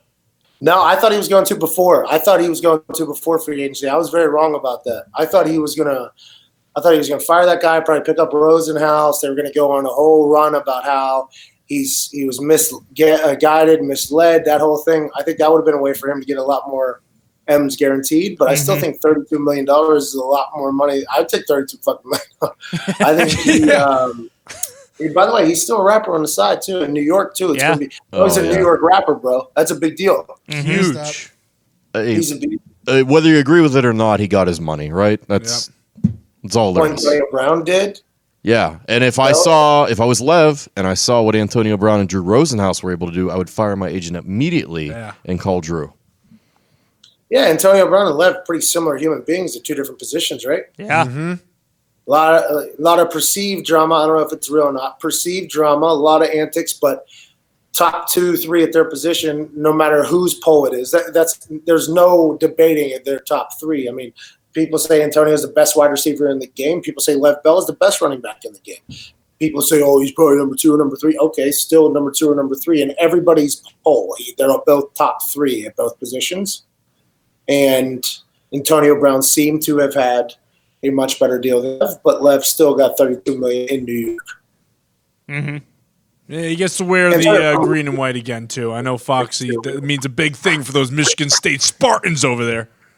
Hey, Michigan State, they gave him like 30 carries a game. And that's no exaggeration, and that's what the Jets got to do, too. It's the only way. Hey, go green. Go white. Go white. Racist. Oh, my God. This guy. Hey, what's he doing down there, huh? You can figure it out, Fox. Zito did the same thing. Just operate on. It's biracial now. I said it. Did we give a tease to Triple H's interview yet? Yeah. Mm-hmm. Oh, I thought we ran right by it. No, you did like almost at the very beginning. I'm happy people got to hear that. That was a good little tease there. That was the whole thing. That's the whole thing. I felt bad that we marketed it so hard that it was on the show. He was, though. Technically, he was on the show. He was on the show. Yeah, you weren't lying. What are you talking about? Don't feel bad. Yeah, I was right. He was on the show. Yeah. He came over, man. It was incredible. He was wearing this big suit. He had his coffee in his hand. What a guy. Seems like a cool dude, just like a regular cool guy. He is a cool guy, man. I think he gets it, you know? Not Yeah. everybody gets it. He gets it. Here's people that don't get it, though. This is a good transition. This is why I'm a professional. There's like 2 to 3 motherfuckers running Facebook Yep. that are just so goddamn greedy. Mm-hmm. Hey, social media was a good thing. We had a good thing going. Hey, you created a good thing. Facebook was a cool thing. People could keep up with families that were in other countries. People could keep up with their old friends that they hadn't seen in a long time. You can poke There was a people. reunion anytime you wanted a reunion. Then they went and bought Instagram. Instagram, cool thing. People like to post photos, like to share their lives. You can see how other people are living. You can learn things. You can see things. You can pass your time just there sitting on your phone. This was good shit. Oh, The yeah. whole world was buying it. Everybody was in on it. Everybody's like, yeah, we fuck with it, man. We fuck with it. Big We time. like this. This is a unifier for real. Hired a lot of coders so the thing wouldn't crash. Hired millions and millions of people to make sure it would just keep moving. Mm-hmm. Bought servers, invested in communities, did things like that. Yep. Gave people jobs, did a lot of good things. Brought the world together, gave people jobs, helped us learn about it. And then all you need is like 2 to 3 greedy ass dudes. And I'll be sexist with this. I'm assuming it was 3 dudes. Mm-hmm. Mm-hmm. 3 greedy dudes that just can't, $1 billion can't be enough money to them. For some reason, as a person who has seen $1 million, you don't need $1 billion to enjoy your life. I would like that to be known. Nope. You can have a great time and be ridiculous with a lot less than $1 billion. Mm-hmm. They couldn't help it, though. They couldn't help themselves. Greedy bastards. They saw an opportunity, and they decided. Now, granted, this is all alleged, but let's assume that there's some accuracy. Where there's smoke, there's fire normally. Yep. They decided to start selling people's data and selling people's traffic and selling people's minds, basically, to reap a bigger benefit than what they were already raking in. It's like, why do you have to take such a great thing and fuck it up? The whole world was enjoying it, man. What could you have possibly? What is the upside? Is there Zuckerberg is going to show up at this fucking grand jury, whatever it is, happening for their data analytics sharing problem that they've been indicted for and all this shit. He's going to show up wearing those Adidas slides, those Adidas flip-flops from Social Network. Yep. Mm-hmm. The one that have the little balls on it so it feels like it's a little massage thing. Mm-hmm. I never liked those, by the way. They made my feet itch. I like just the solid bottoms. Yeah. But the ones with a little ball, he's going to show up there wearing shorts, probably, maybe a robe. And I would like him to explain why he decided just to fuck it all up. Like, why you got to fuck it all up, man? You wanted a Hot or Not app, and then you created this thing, and now you just got to fuck it all up. Why do they got to do that? Your guess is as good as ours, Pat. We were running around this place freaking out about Instagram yesterday. It's unbelievable. Why do they got to do it? It makes no sense. I don't know how something that big can go down everywhere. How does that happen where the whole country? Globally. Well, I think they're getting what? They're getting what? Nick sent me a tweet that was basically saying, like, they're getting investigated right now. Like, shit's about to get real. Or are they getting backdoored by some hackers here? No, it's not hackers. They were selling data. They were selling people's data, I guess. Well, they're being accused of it. I don't know if it's accurate, right? I don't know. Nick, read that tweet. That's allegedly. Were they burning like files? They're trying to get rid of the proof? Here we go. Facebook's controversial data sharing deals are under criminal investigation. A grand jury in New York has issued multiple subpoenas to device makers that partnered with the social media giant. What does that mean? Basically, it means someone is they're under investigation. I mean, it is what it is. Today, Junior. Let's go. We figured out gifts today. That's good news. I know. We're on the old Twitter or on the text or Twitter app. Oh boy, Fucking marble follow mouth. up with Today Junior with that mix up right there. Too many TW words in my head right now. I laughed so hard at that recording you sent us of you typing in your name, and then like the fourth GIF that pops up is fucking Zito sinking a half-court shot and giving a suck it. I will say it was a great And he's shot. told me for months that we can't get gifts to upload. They can't upload them, man. Sorry about that. And then today, the uploaded is him draining a long shot saying, suck it. But just out of nowhere, magically somehow. We figured it out. Giphy wouldn't let us, so we went to tenor or something like that, and it works now. Unbelievable, though. So many good gifts on there now. You should go give it a check. It's such a Zito operation. Such a Zito operation. It might get shut down, though. Let's hope the same people with Facebook and Instagram are at Twitter, man. I love the Twitter. What happened? No, you saw that, didn't you? What's that? You saw what people were pissed about on Twitter, didn't you? Oh, no. Oh, jeez. No, I haven't really been on the internet as much. I've been fucking working. Yeah, so they're in the next Twitter update, they're going to basically hide the number of tweets or retweets and likes you get on each. Yeah. Outrageous. They're hiding it just to be more, you got to be more friendly. You don't want to hurt anybody's feelings. No. You can't do that because that is honestly the only purposes of Twitter is to spread your Twitter so more people can see it. Yes. And that's what about 50,000 people quote tweeted that tweet with, and then it got deleted. So I think they might back off of it, but that's the original plan. They did back off, but it sounds like it was just leaked. Like, hey, let's see what you think about this one, huh? Like a voting poll, and then everyone just absolutely bury Twitter for the idea. I used to think Irsay would do that with Bob Kravitz.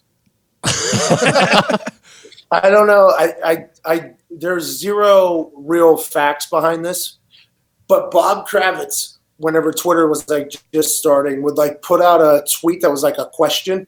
And then he would just get massive response or whatever, or get a response. And then I honestly was like, why would he be even fucking asking that? And then I got like really vitamined up one day. I was like, oh, I wonder if like ownership is having him send that out just to get a poll of the people. And then I was like, how do I become the fucking the social marketing questionnaire guy for Irsay? How do I send him the message that I'll do it? Like, let me figure this out. This would be a cool thing to be a part of. How do I become the guy that Irsay's using to test out new ideas for? And then I came back down to earth and I read more Kravitz's things. I was like, I definitely don't want to be the guy asking questions, but Kravitz definitely. I honestly thought that. He was putting out polls and shit on like Facebook. I was like, man, I think he's doing that.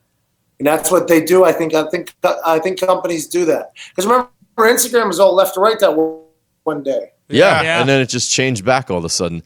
The way Twitter spun it was they were testing. Zito, did you have that birthday? I lost you there for a second. I couldn't hear you. What did not? It was clearly on the computer right there. I lost you there for a second. Anybody watching on YouTube is going to be able to see that. Well, no, it sucks because I'm using this tenor app now. Every time someone uses it, I get a notification. I don't know how to stop it. So anytime someone uses one of our GIFs, I get a notification on my phone. And it hasn't stopped. Flood Zito's phone right now. There's no way his dumbass will be able to figure out how to turn that off. Also, what I say, Instagram went left to right that one day. You remember? You're the only one that got and they switched it right. It was probably, 30 minutes, 20 minutes on that? Yeah, it was immediately. People were shitting on it so hard. Twitter decided to get the message out to see how people would respond to it without testing it out. Just like Irsay did with Kravitz, you'd be like, what if they did this? Would you feel good? Like, I think that happens with people. Twitter tried it out, and I'd assume that the negative reaction will change them from it. I hope so, man. I hope so. Dude, just leave it how it is. So Twitter spun it as... It's too much. How much is too much? How much is too much? This is the same thing with the Facebook people. Like, bro, how much do you fucking need? Exactly. Just leave it be. Go on, Nick. Twitter spun it as testing putting engagement counts on replies. Fucking liars. I do wonder, though, if you had no retweets, would more people be likely to retweet? How do you know who retweeted, though? Because sometimes you want to know who retweeted something. Exactly. So you would still get that notifications, can tell though, you, right? Yeah, but that can tell you a lot about a tweet whenever you look and see who retweeted it. Right. Yeah. That's true. Same with videos. Like if I want to watch a video, man, if it has a lot of retweets, I'm going to watch But it. if something's said, let's say something is said by somebody and it's retweeted by somebody I deem credible, I'm like, okay, so this might have a little bit of validity because there's a lot of bullshit floating around Twitter. Right. Yeah. And then when you see who retweeted it, I mean, that it can give you a lot of validity to something. I think that is an actual angle that we can take to Twitter telling them it's bullshit. And I think it's actually a pretty true one as well. I think that's a real thing. Like, hey, knowing who retweeted something and how many retweets is pretty vital to the Twitter experience. Especially with the longer videos, too. Like, I'm not going to buy into a 2-minute long video if some random person retweeted it. However, someone like Ty or anyone sitting in this room, maybe even Fox, if they retweeted a 2-minute video. If you see a video has 400 retweets, you're like, oh, maybe this is a good video for a reason. We'll watch it. Yep. Like it's its own judgment scale. Like it's its own rating review system. Twitter has its own rating review system without being very negative, without giving a tweet a 1 star.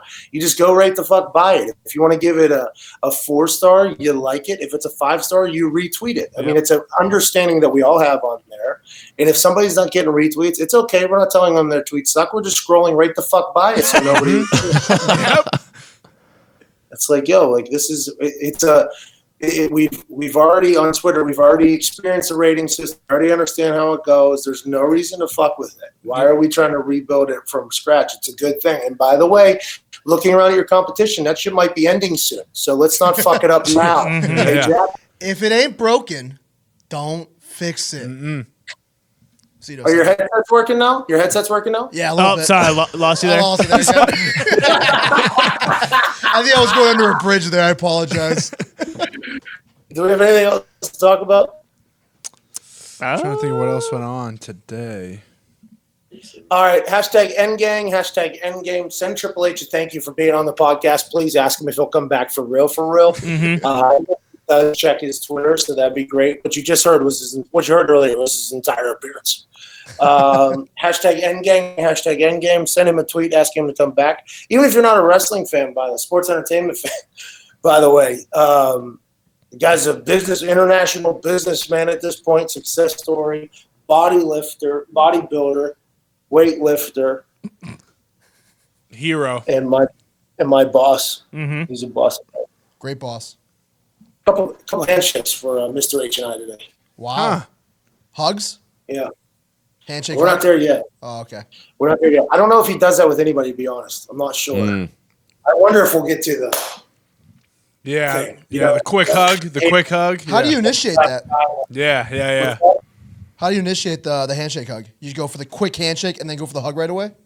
So I always make it as least awkward as possible for him, so he knows that I'm going handshake. I keep the hand directly perpendicular to ground. Oh, yeah. You got to. So he knows that I'm not coming in for a dap up. Strong. And I have all fingers together so he knows it's a handshake. And I keep it at good distance. And the thumb, by the way, is set up as if it's ready to engage. Yeah, hook it up. Yeah, like it's a the claw. Like a clamp on the end? It's ready to engage. So not too forward, but not straight up. It's like it's coming in for a handshake. Okay. Yeah. And I always keep it at distance so he knows I'm not trying to come in for a real thing. Don't want to fuck it up. No. That makes sense. That's a good tactic. They seem to like our shit, though. That's good, though. For now.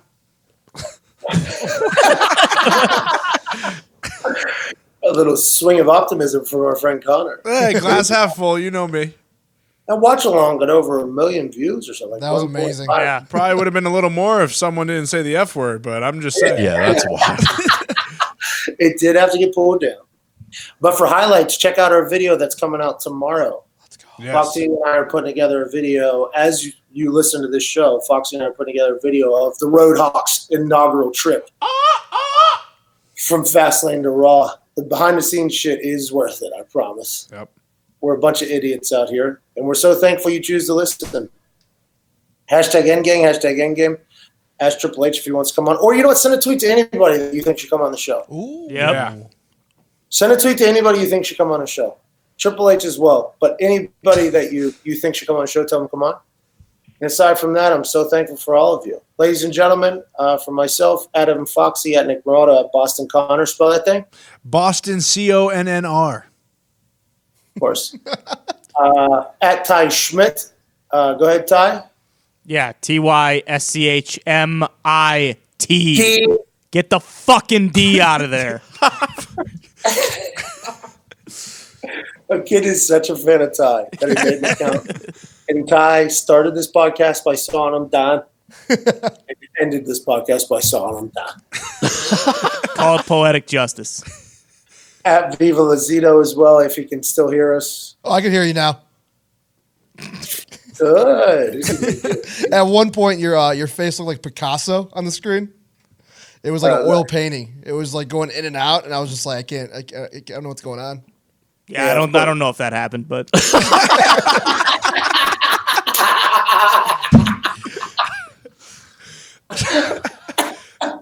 All right. Ladies and gentlemen, to wrap up the show, here's an interview with Tom Phillips, the Smackdown play-by-play guy from Penn State who is obsessed with college football and such. This is where Triple H makes an appearance, his full appearance. Michael Cole makes an incredible appearance. We're sitting in the middle of a courtyard, basically, where people are just walking through. There's a lot of give and take here. You're going to enjoy it. A lot of NFL draft talk that I obviously know nothing about. Then it gets diverted quickly. I think you'll enjoy it. Aside from that, hashtag Endgame. Tell some folks if you'd like to see them on our show. That would help us out immensely. Cheers. Have a good one. I don't travel with the guns. I don't travel with the guns. That's not my thing. I like to bring in the big guns, which is what I did today. Ladies and gentlemen, the voice of Smackdown, which is Tuesday nights on the United States of America Network, a live show every Tuesday where men and women display incredible feats of athleticism in the ring and fight for championships and titles. And there's a man doing play-by-play. He's from the Pennsylvania University. Pennsylvania State University. University of Pennsylvania State. Ladies and gentlemen, a man who says he understands the NFL draft better than anybody. Didn't say that. A man who says he understands the NFL draft more than the average human. Okay, let's go with that. I know nothing about it, so I am coming to you for information. I don't like the kids like Penn State University. I try to stay with the adults in the NFL. Ladies and gentlemen, draft analysis from Tom Phillips. Tom Phillips, how's it going? It's going good. So you know nothing about the draft, yet you're someone who went through the draft process, sort of. You didn't get invited to the combine. I know that. See, this is what I'm talking about. You did not get drafted, but you were an undrafted free agent, if I'm correct. You're wrong. Pick 222, damn near 222? Not drafted. Thanks, but I was picked 222. I remember you wanted to get drafted by the Cowboys. Is that correct? Cowboys told me they were told gonna you they were draft going to take you, Yeah. and then I remember you were very, very drunk when you did get the phone call from Indianapolis, and the first number was 1 because that's the first number. It is. And you said, I'll take that. So thus your it draft began. knowledge is incredible. I can already tell. I know Pat McAfee. That's it. You know about the 2009 pick 222. Yep. And if you know that, you know anything. Kyler Murray's going to be number 1, everybody's saying. Probably, yeah. And do you agree with that sentiment? By the way, why should anybody respect or appreciate your college? Now, you're a huge fan. You like looking into it. You study the stuff. I've been following it forever.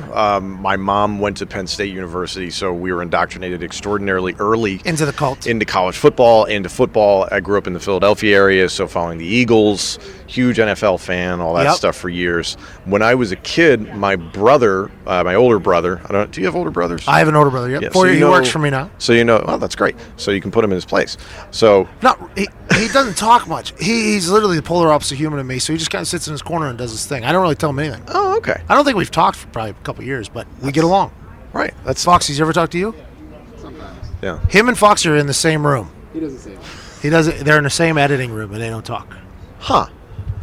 Small businesses. He's just locked in. Yeah. Huh. I don't know if that's Dialed the case either. I think he's kind of a little loopy, but same vagina, he and I. We came out of just polar opposites, neither here nor there. So to what we were just talking about. Your older brother. My older brother was very adamant. He was not big on sharing. He was like, I am a Philadelphia Eagles fan, and you cannot be. Really? So I had a very bad habit for years where I bounced from team to team. I was a fan of the Redskins for a second, the Packers, the 49ers. I loved Jerry Rice growing up as a kid. Let's go. So I bounced around. I had like jerseys from all different teams, and then he was like, oh, you're a bandwagon hopper, or you're there for... Can't win with this guy. You like their colors or something like that. So I'm this like, guy. what is going on? So Penn State was the one thing that it was like, Mom went there. You can't like claim it from your little brother. So it was like everybody had that across the board. So college football, I became very heavily involved in. And then when I went to school, when I went to Penn State, I did a lot of NFL draft coverage with the student radio there. So I got pretty heavily into the draft. So you love the analysis. process of the draft. I really, really enjoy it. Yeah. AQ Shipley was a... Answer this question. AQ Shipley was a sometimes good football player at Penn State, often good player at Penn State, always good player at Penn State, or rarely good player at Penn State? I would say often. Often. He was one of the best Not offensive always. linemen we've ever had. Yeah. I think he was one of the best we've I ever was really had. hoping you'd just bury him right there. Well, you told me... Because he listens so to the it's- show. I was hoping you would just bury him. Well, he's a Penn State guy, but you also said you're friends with him, so you want to bury him. You know? Yeah. That's I enjoy that because I can't bury him because he's tougher, yeah. stronger, all those things. But if you were to bury him, Right. it would AQ be Shipley was hot garbage for a There we long go. time. Now we're talking. I have a feeling that you're going to clip this and Yep. that you're just going to put that on a loop. Yeah, that is. and I was actually cut just pointing right at there. Foxy to say we need to pull that one little clip there and Yeah. send it to him. That's perfect. AQ. I mean, who goes by AQ? That's what I'm saying. Well, I don't even know what those initials stand for. Alan Quay. Why not just be Alan? That's what I've been saying this whole time. Dennis, can you go grab Tom Phillips is in the middle of some things here. Yeah, can you grab her? Yeah. Thank you, man. An amphitheater of human beings just walked apologize. out, and Tom had to yell at some people. I apologize some more. Percy is now leaving as well. We had an audience of one, and is now We'll leaving. cut all this. We'll just cut all this, I'm Of sure. course we will. Or we should just keep it. No, well, we'll find out. AQ Shipley actually was one of the better offensive linemen we've ever had, in my opinion. We've had a lot of them, but at the same time, I was stunned to see Connor McGovern I think he's the number 1 rated guard this year. The McGovernator. Which blew my mind because nothing against Penn State football or Connor McGovern. I hope he makes a lot of money and has a long career in the NFL. That offensive line has not been good for like 4 or 6 years. So I'm not entirely sure where that ranking came from. Do you know what his dad does? Connor. No. His dad grows all the potatoes for like McDonald's and stuff, like the hash browns, the fries. Really? That comes from the McGovern farm in either North Dakota or South Dakota. I think it's North Dakota. That's fantastic. This is the guy for the Broncos, right? Did he get drafted? Well, no, he's not been drafted yet. Yeah. McGovern is. So this is draft analysis? Yeah, I thought that's what we were talking about. I thought you were complimenting another NFL guy. No, well, no, another Penn State guy that's about to be drafted. I see. Trace McSorlin. McSorley. He's on this Penn State team. He just followed me on a tour the other day. I like him. Sean, Do you smoke the Trace? I said in a previous time that after watching a Penn State game, because I think it was Penn State, Ohio State. Yes. I liked the way that he played. I liked his swag. I said, okay, that's probably the next Julian Edelman, right? I'm not the first person that has said that, I assume. I said it a long time ago. Now they're starting to say it. Do you see him the same way? Because he's got a low center of gravity. He's got a lot of swag. I assume he's an athlete. We're assuming he can't play quarterback in the NFL because there's only 32 jobs. So it's not a shot at him. That is just a very tough position to become a starter. Will he... or would he be a good guy to become Julian Edelman? That could be a story of this draft. I think it could go one of two ways. I think he can be a quarterback in the league for 10 years if he wanted to. Starting, maybe, if he gets the right opportunity, like any quarterback. If You're he saying gets Drew Stanton, though. Chase Daniel. Yeah. Chase Daniel's made a real nice living, and I think he's been in the league for close to a decade at this point. He was the holder for the first 3-4 years of his career. Yeah. Starting holder. He got on the pitch. Did a bit with was it Jeremy Maclin at Missouri, and then he goes and he sits behind Drew Brees for a while. Did some good stuff with the Chicago Bears this year while Mr. Trubisky was out doing whatever he was doing. I think Trace, given the right opportunity, could be a really good NFL quarterback. I don't know if he'd be a Pro Bowler or he's winning championships. I don't know. But it could go one of two ways. He could hang around in the league for 10 years and just be a solid backup guy that you need. You need arms all the time. Or he's a guy that could transition to wide receiver. I saw people say he needs to transition to corner, and I know Saquon Barkley got all up in arms about that, and I completely agreed with it. I think it's an insult to an offensive player of his caliber. He ran a 4.58. He was the fastest quarterback in the draft, so I could completely see him going. Yeah, but as a Edelman corner, a 4.58 is what we like to call slow. CFL. Yes. Or AAFL. Yes. 4.58 corner is not good unless you're a big guy. No. Unless you're a huge guy and you're going to body him up. I like the thought of him at wide receiver, though. I really like it. He seems like a gamer, too. Seems like he's got real swag. I know nothing about his quarterbacking abilities. I'm not here to judge that, but that would be very cool. How about this? Kyler Murray put on a show at his pro day just yesterday. Put on a show. I mean, he was throwing the ball very, very, very well. I think that should be talked about because I think even the players you see in the NFL who have terrible aim, guys that just can't fucking throw football, we all know who they are. That what you doing, TV show? Yeah. This is internet. This is an internet show. I don't know anything about Mr. H just walked over wearing an incredible Apparently suit. Pat doesn't either, really. I'm being taught by Tom Phillips. That's it. That's legit all that I know. Thank you. That's expert analysis right there. That's perfect. The good thing about what just happened there is in the title we can put Triple H. Tom Phillips is electric. Yeah. Ugh. How about Triple H, that appearance he just made right there? I mean, he sounded pretty excited, I'll be honest. I mean, Triple the H next best of podcast might just be that. What's that, Bob? The next best of episode of the podcast might just be that Triple H clip. I think that's a good idea. It's just a moment of H. Yeah. Oh. Yep. You know what I mean? And I wouldn't classify Triple H as this, but we all have that one friend who's the first one to try things. Yeah. Oh, yeah, I remember him. Whether they're super trendy or more of a guinea pig, when you're making a choice, it's always nice to hear it from someone who's been there Done that. Choosing the right software for your business is no different. Read thousands of real software reviews to help you choose the right software for your business on Capterra.com/America. Capterra is the leading free online resource to help you find the best software solution for your business. With over 750,000 reviews of products, 750,000. That's a lot. It's a lot. Yeah. From real software users, discover everything you need to make an informed decision. Search more than 700 specific categories of software, everything from project management to email marketing to yoga studio management software. Oh, that sounds exciting. No matter what kind of software your business needs, Capterra makes it easy to discover the right solution fast. Join the millions of people who use Capterra each month to find the right tools for their business. Visit Capterra.com/America for free today to find the tools to make an informed software decision for your business. Visit Capterra.com/America for free today to find the tools to make an informed software decision for your business. Capterra.com/America. That's CAPTERRA.com/America. Nailed it. Home run.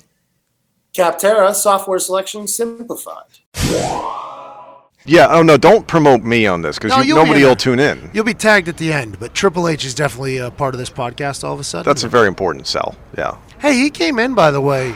He did. A lot of energy. I think Batista's might be in some deep shit in WrestleMania. Triple H had a lot of in the coffee he was holding, very still, which means his arm muscles are very strong right now and sturdy. He's in remarkable shape. Didn't spill it at all either when he came in pretty hot there. Yeah. Kyler Murray put on a show, though.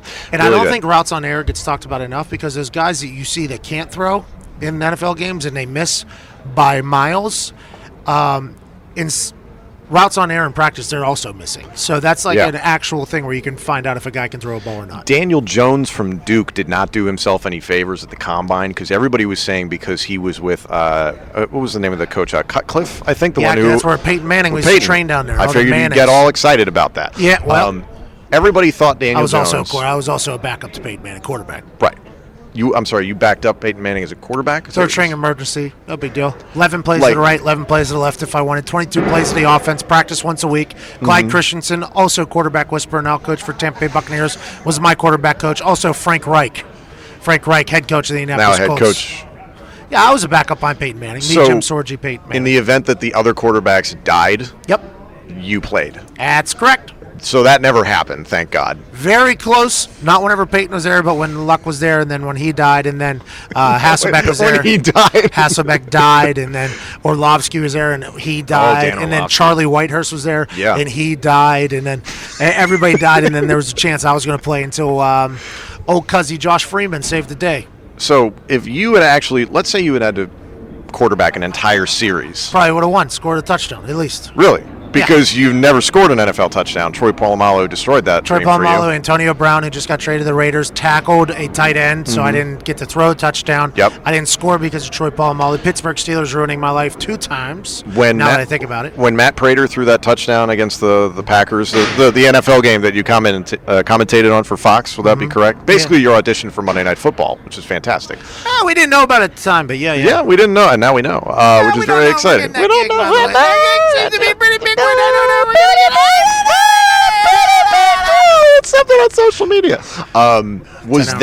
Were you jealous of Prater in that moment? No. What are you talking about? I was pumped. Because he lived the dream. I'm not a hater, bro. I'm not a hater. No, but I like to see other people succeed. There's no twinge of jealousy? No. Nothing? No, I was excited. As you could tell. I mean, I think that is... Could you imagine if I was up there like some announcers, I'm like... Prater gets to throw an open touchdown. What an asshole. What a bad guy. Gets to throw a tutter.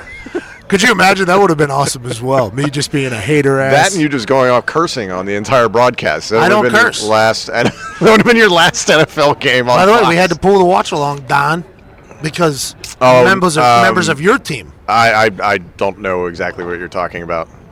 Me neither. Neither here nor there. I got it like... Somebody shook their head at me today. Somebody gave me like a head shake. Shook their head at you? Yeah. I'm sorry about that, Pat. Me too. I shook my head yes to Kyler Murray today, which is getting back on point because he was throwing dimes. Your transitions have been excellent through this entire thing.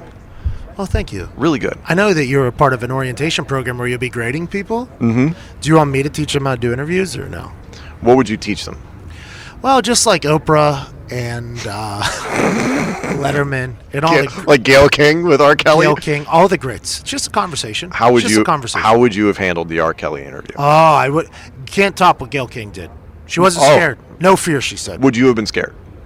Yes, a guy who's known to piss on little children. I would standing up like that with his crotch in my area.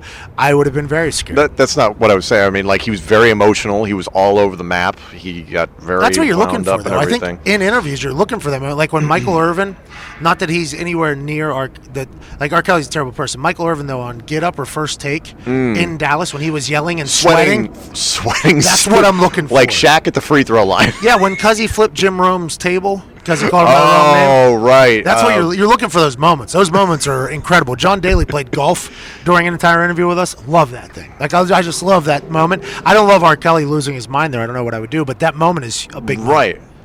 Michael Irvin lost his mind, and I think Stephen A. Smith was just sitting back and be like, "Well, I guess my job is done. I've created one of the single greatest broadcasting clips ever." It was incredible. Just by hating on the Cowboys so much, it just upset Michael Irvin. Stevens to that had point. a tough couple months, man. He just said that the other day. He said the What did he punter for say? the Redskins played quarterback this year. Tress Way. He said Tress Way. Blah blah blah. Like that's the punter.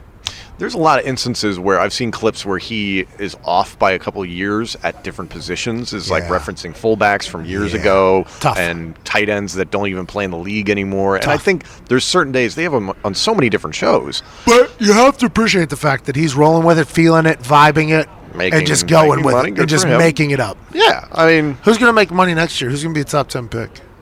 Top 10 pick. Like a surprise top 10? Yeah, there we go. Surprise top. Any movement? You think there's going to be any moves made by any teams? I mean, it feels like this free agency frenzy has been at an all-time high. I don't think I've seen anything like what has been happening here. I assume the draft is going to carry the same type of flow. Yeah, I think because the defensive crop is so good, it's going to be a lot of defensive guys that go at the top of the draft. I think you'll see Haskins and Murray, the big, celebrity picks and everything like that will be early. I'm sure DK Metcalf gets into the top 10. I don't know. That Tom Brady three-cone drill is going to be tough.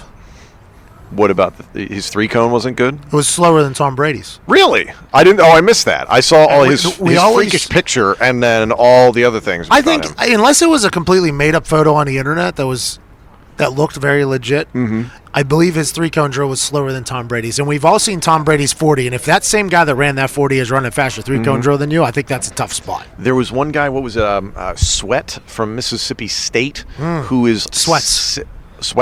Sweats, with an S at the end? I think, or maybe a Z. D-end? A D-line, something like that, but he was like 6'8", 290, and he ran a 4.4. Yeah, those types of freaks right there weren't around back in the day whenever people talk about the game getting soft and changing. Yeah. Well, you gotta adapt to guys that are 6'8", 290 running 4.4s. Here's the thing that's changing, right? That's a minivan, bro. It is a minivan. Because of the talent of guys like Aaron Donald. How's it going, brother? Tino Sabatelli. He used to play for the Buccaneers. I know that. And the Browns and the Chiefs. Oregon State Beaver. Very attractive. Hasn't found his way here at NXT. Maybe that'll happen. Couple injuries? Yeah, things happen. He's ripped up, though. Very attractive. He's in fantastic shape. His muscles have muscles. Yeah. Oh, that's a good line. I like the muscles have muscles. Can I ask you a question? Can I get I need a sleeveless hoodie, but like Cuzzy, that's your Western Pennsylvania thing and all that. I'm Eastern Pennsylvania. So no, I don't. I'm a unifier. I think you're a unifier. I think we are for both sides of. What was the video I sent you from the Stadium Series? Or the kids? You're a big hockey fan. The Flyers, sort of, yeah. The Flyers pulled out and completely Houdini when our goalie got drunk for the last minute and a half of the Flyers Penn Stadium Series game in Philadelphia. Yep. And the music of choice was. Oh God, I missed it. It was some country band, right? Keith Urban. Keith Urban was the music Australian of choice. guy. Yeah, he's Australian. 1 year after Train was the music of choice, the NHL really hits home runs. And Tom Phillips sends me a video, which he used his SeatGeek plug to get the tickets to. He went to the Stadium Series, sends me a video, there was little kids playing hockey on the other side of the arena, and everybody in the stadium was looking at the kids playing Very hockey. engaged in the kids. Yeah. Keith Urban's having a sing along. Hey, okay, I'm from Australia, singing country, you're singing along, eh? And everybody's like, go to hell. There's a little Philadelphia kid down here about to triple deco glove side like on the cat, like it's Mighty Ducks. Now, what did I say in the video, though? I don't remember. The little Cuzzies are playing! Oh. The little Cuzzies! Hey, it's in your rotation. See well, that? I'm trying to Eastern Pennsylvania. For the brand. Yeah, well, as you Western said, Pennsylvania. unifying. We're unifying. We come together, but then we win. The Cuzzy sleeveless hoodie is currently sold out, I believe. That's good. That's a good problem to have. Not really, though. Hey, we should attempt to sell more of them, I think, because Yeah. the world needs to wear them, because sleeveless hoodie is the greatest piece of merch on earth. Do you not get cold? No. Really? Like, you're in the jorts. I've seen you. Where did I just see you this past week? We were in Cleveland. It was very cold out. Granted, you had long sleeves on. You had a sleeveless hoodie, but then you had something over top of it, like a Every shawl. once in a while, I'll go with a jacket. I get influenced by an influencer, so I'm an influencee to buy a jacket on Instagram, and I did it. It's got a big hood on it, but it's got sleeves that come up to it's a 3/4, but it's supposed to be a full-length sleeve, which is so cheaply made. But I'll wear that every once in a while to keep the top of the arms warm. Is this influencer your fiance? She should be an influencer, though. Does she buy your stuff for you? No. You need to start letting her do that. What are you talking about? When I let my wife, she just started buying me Did she stuff. dress this? You She right here? started buying me stuff and Did everything. she dress this right here? Well, I'm on the just road, tell me so if I she kinda bought put this. the- Did she dress I this? bought this. It works for you. Thank you very much. I got married in this suit, actually. It works for you. You Thank look good. Thank you very much. If I wore that, I'd fucking hate myself. But there's a luxury that comes with because the ladies have a better eye for fashion, and they can put you in. What some do you? things- That is very sexist of you. How is that sexist? You don't think I just have an My wife- incredible eye for fashion? What was that? You just say you gave me a What- look from what do you- my from my toes all the way up to my head. What are you wearing right now? You know what? This guy's got work to do. Unbelievable. Getting yelled at by everybody. He has to go produce our announcers for an NXT show, and you're taking up valuable time. Michael with this. Cole. What is this? He wanted. This is the lowest basement garbage that I've ever seen in my life. You have two microphones without even a flag on them. Yeah. Whatever this thing is. This one's chipped a little bit. This is like the most ridiculous. How much money am I paying you? Seriously, how much money did you sign a contract for a lucrative amount of money, and you're using this garbage? And I don't get it. Answer the question. And the other thing is, you Answer the allowed question. one of my guys to drop the F-bomb on you. No. You allowed that to happen. I did not. He's lucky he didn't get suspended. I would like to appeal that last comment. Everything else very valid and true. That last comment though, I don't know if that's on me. I don't Why know. did you call me today? Well, we were in a building that you were in. I was going to come over and say hello. Come over. We were told not to. Who told you not to? There was kind of like they're busy recording over there type thing. It wasn't like Now, a. you could always break us in, but I couldn't call you back because we were in the middle of doing this animated thing today.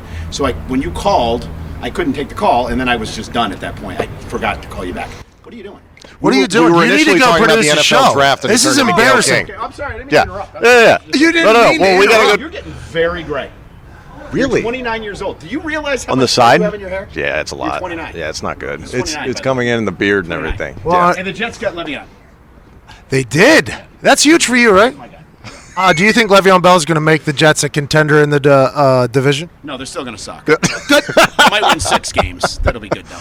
Sam Darnold versus everybody else. All right, and- I gotta go. Yeah. Bye. Bye. Incredible popping. Yeah. Incredible popping so- by Michael Cole.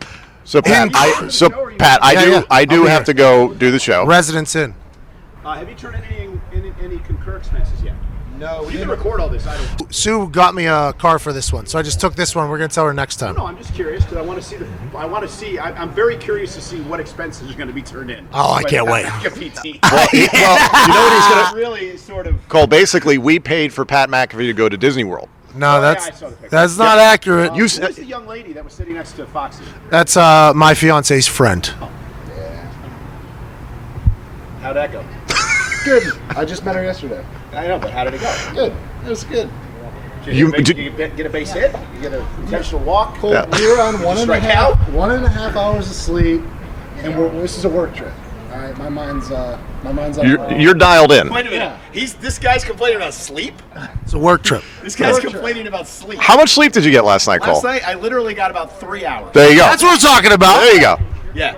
Foxy and By I. the way, you guys were partying in Pittsburgh after the show while we were all driving 4 hours to Dayton. No, we were recording a podcast for our people. That was really good. It was a terrible show. It was a terrible. I'm winding down because we've got to go do the show. Have fun and finish your thing. I didn't Yep. interrupt. Hi, guys. Are you staying for the show tonight? Yes. Why don't you guys ever stay at the airport Hyatt so we can have a beer and stuff after the show? But It's a valid question. You should do that. anyway, Yeah. bye, guys. I'll be there in a sec, Cole. See you later. You got it. Thank you. Well, We've had some. I think real, this is over. We've had some real good guest pop-ins. We got Triple H, Michael Cole, Michael Tom Cole, Phillips. and I was also here, and you were here. You're the star. This has been fun. I like the 3 things about the NFL draft we talked about in a half an hour. You did a great job. I think being a draft expert is really your next big thing. Why don't you do this? What's your social media? My social at Tom Phillips WWE on Twitter. Okay, this is what you do on the Twitter. Okay. We, as a group that's listening to this and in this now, would like you to put out a tweet predicting just your top 5. Just your top 5. That's all you got to do. Another one, Pelagato. Brian Pelagato, who, if you want to work at the WWE, is who you email. Email Brian Pelagato. Don't do that, he said. Don't do that. What we would like you to do is put out a tweet with your top 10.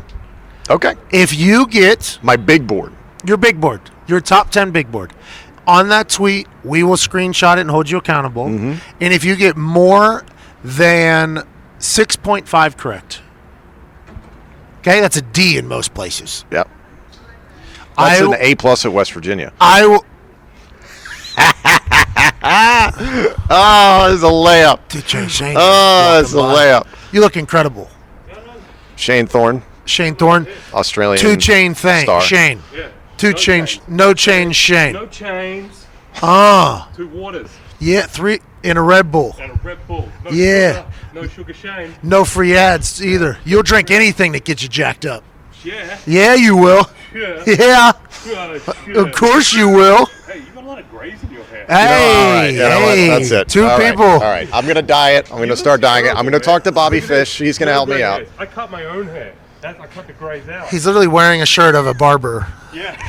Saying he cuts his own hair. I cut my own hair. Cut my own hair. The only other people I try to cut my hair. My No free ads. No free no ads. free ads. I get paid.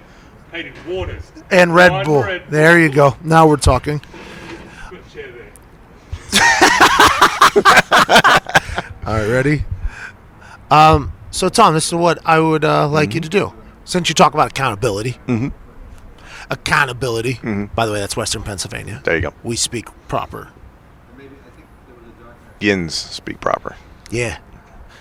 Yeah, you got it down there. You got it all the way down there. So, do you want me to do the top 10? Top 10. Pick the top 10 draft picks or the best 10 players? No, I don't give a damn about the best 10 players. I want to know You who want the 10 my richest are predictions. going to be. If there's a trade that you think is going to happen, put it in there. Oh, if you get okay. 10 correct, or if you get 6, 6.5 is what you said. 6.5 is the over-under. Okay. If you get 7 correct team player Right, out of 10, which I think would be astronomically high, right. I'll donate $5,000 to a charity of your choice. It's very sweet of you. It's very Under, nice. you donate $10,000 to the Pat McAfee Foundation. Well, hold on a second. Happy we figured that out, No. ladies and gentlemen. Tom Wait, Phillips, hold on a second. WWE, hold him That's not accountable. binding. That is not binding. Yeah, it's on air. I'm not going to give you $10,000. Well, it's not me. It's foundation. It's for the kids, children of the military. Thanks for agreeing to that, Tom Phillips. Nope. $10,000 if it's 6 or less, 7 or more. I'll give $5,000 to Tom. That is not in Phillips, concrete. charity of choice. That's an incredible agreement we just made. It's for the kids. Also, you can get a spot in our first ever birthday charity golf tournament happening on May 2nd, 2019. $1,000 a team for 4 players. Winning team gets $4,000 and a championship belt. Sponsor hole for $5,000. And that's all we got. Have a great day. Thank you so much for listening to the Pat McAfee Show. Huge thanks to Tom Phillips, the voice of Smackdown and maybe budding draft analyst. First 4 letters of that, pretty accurate as well. And I'm also probably going to be out $10,000 thanks to you. It's not out, it's 4. I'm 4 out without. 4. I'm going to go do NXT now. Have a good one. You got yelled at by a couple different people about the gray hairs and potentially going to work, but I appreciate you coming. I think you look fantastic. There's personally. only a few gray hairs. Yep. Hashtag Endgang, hashtag Endgame. I'd like you to send a photo of or a GIF of what you think my reaction was when Triple H ran up behind me, scared the shit out of me with his coffee in his hand, and then left. Have an incredible weekend. Heartland Radio 2.0 is back tomorrow with Friday Bangers. I'll be there. Fox will be there. We're flying back to Indy today. You're the absolute greatest.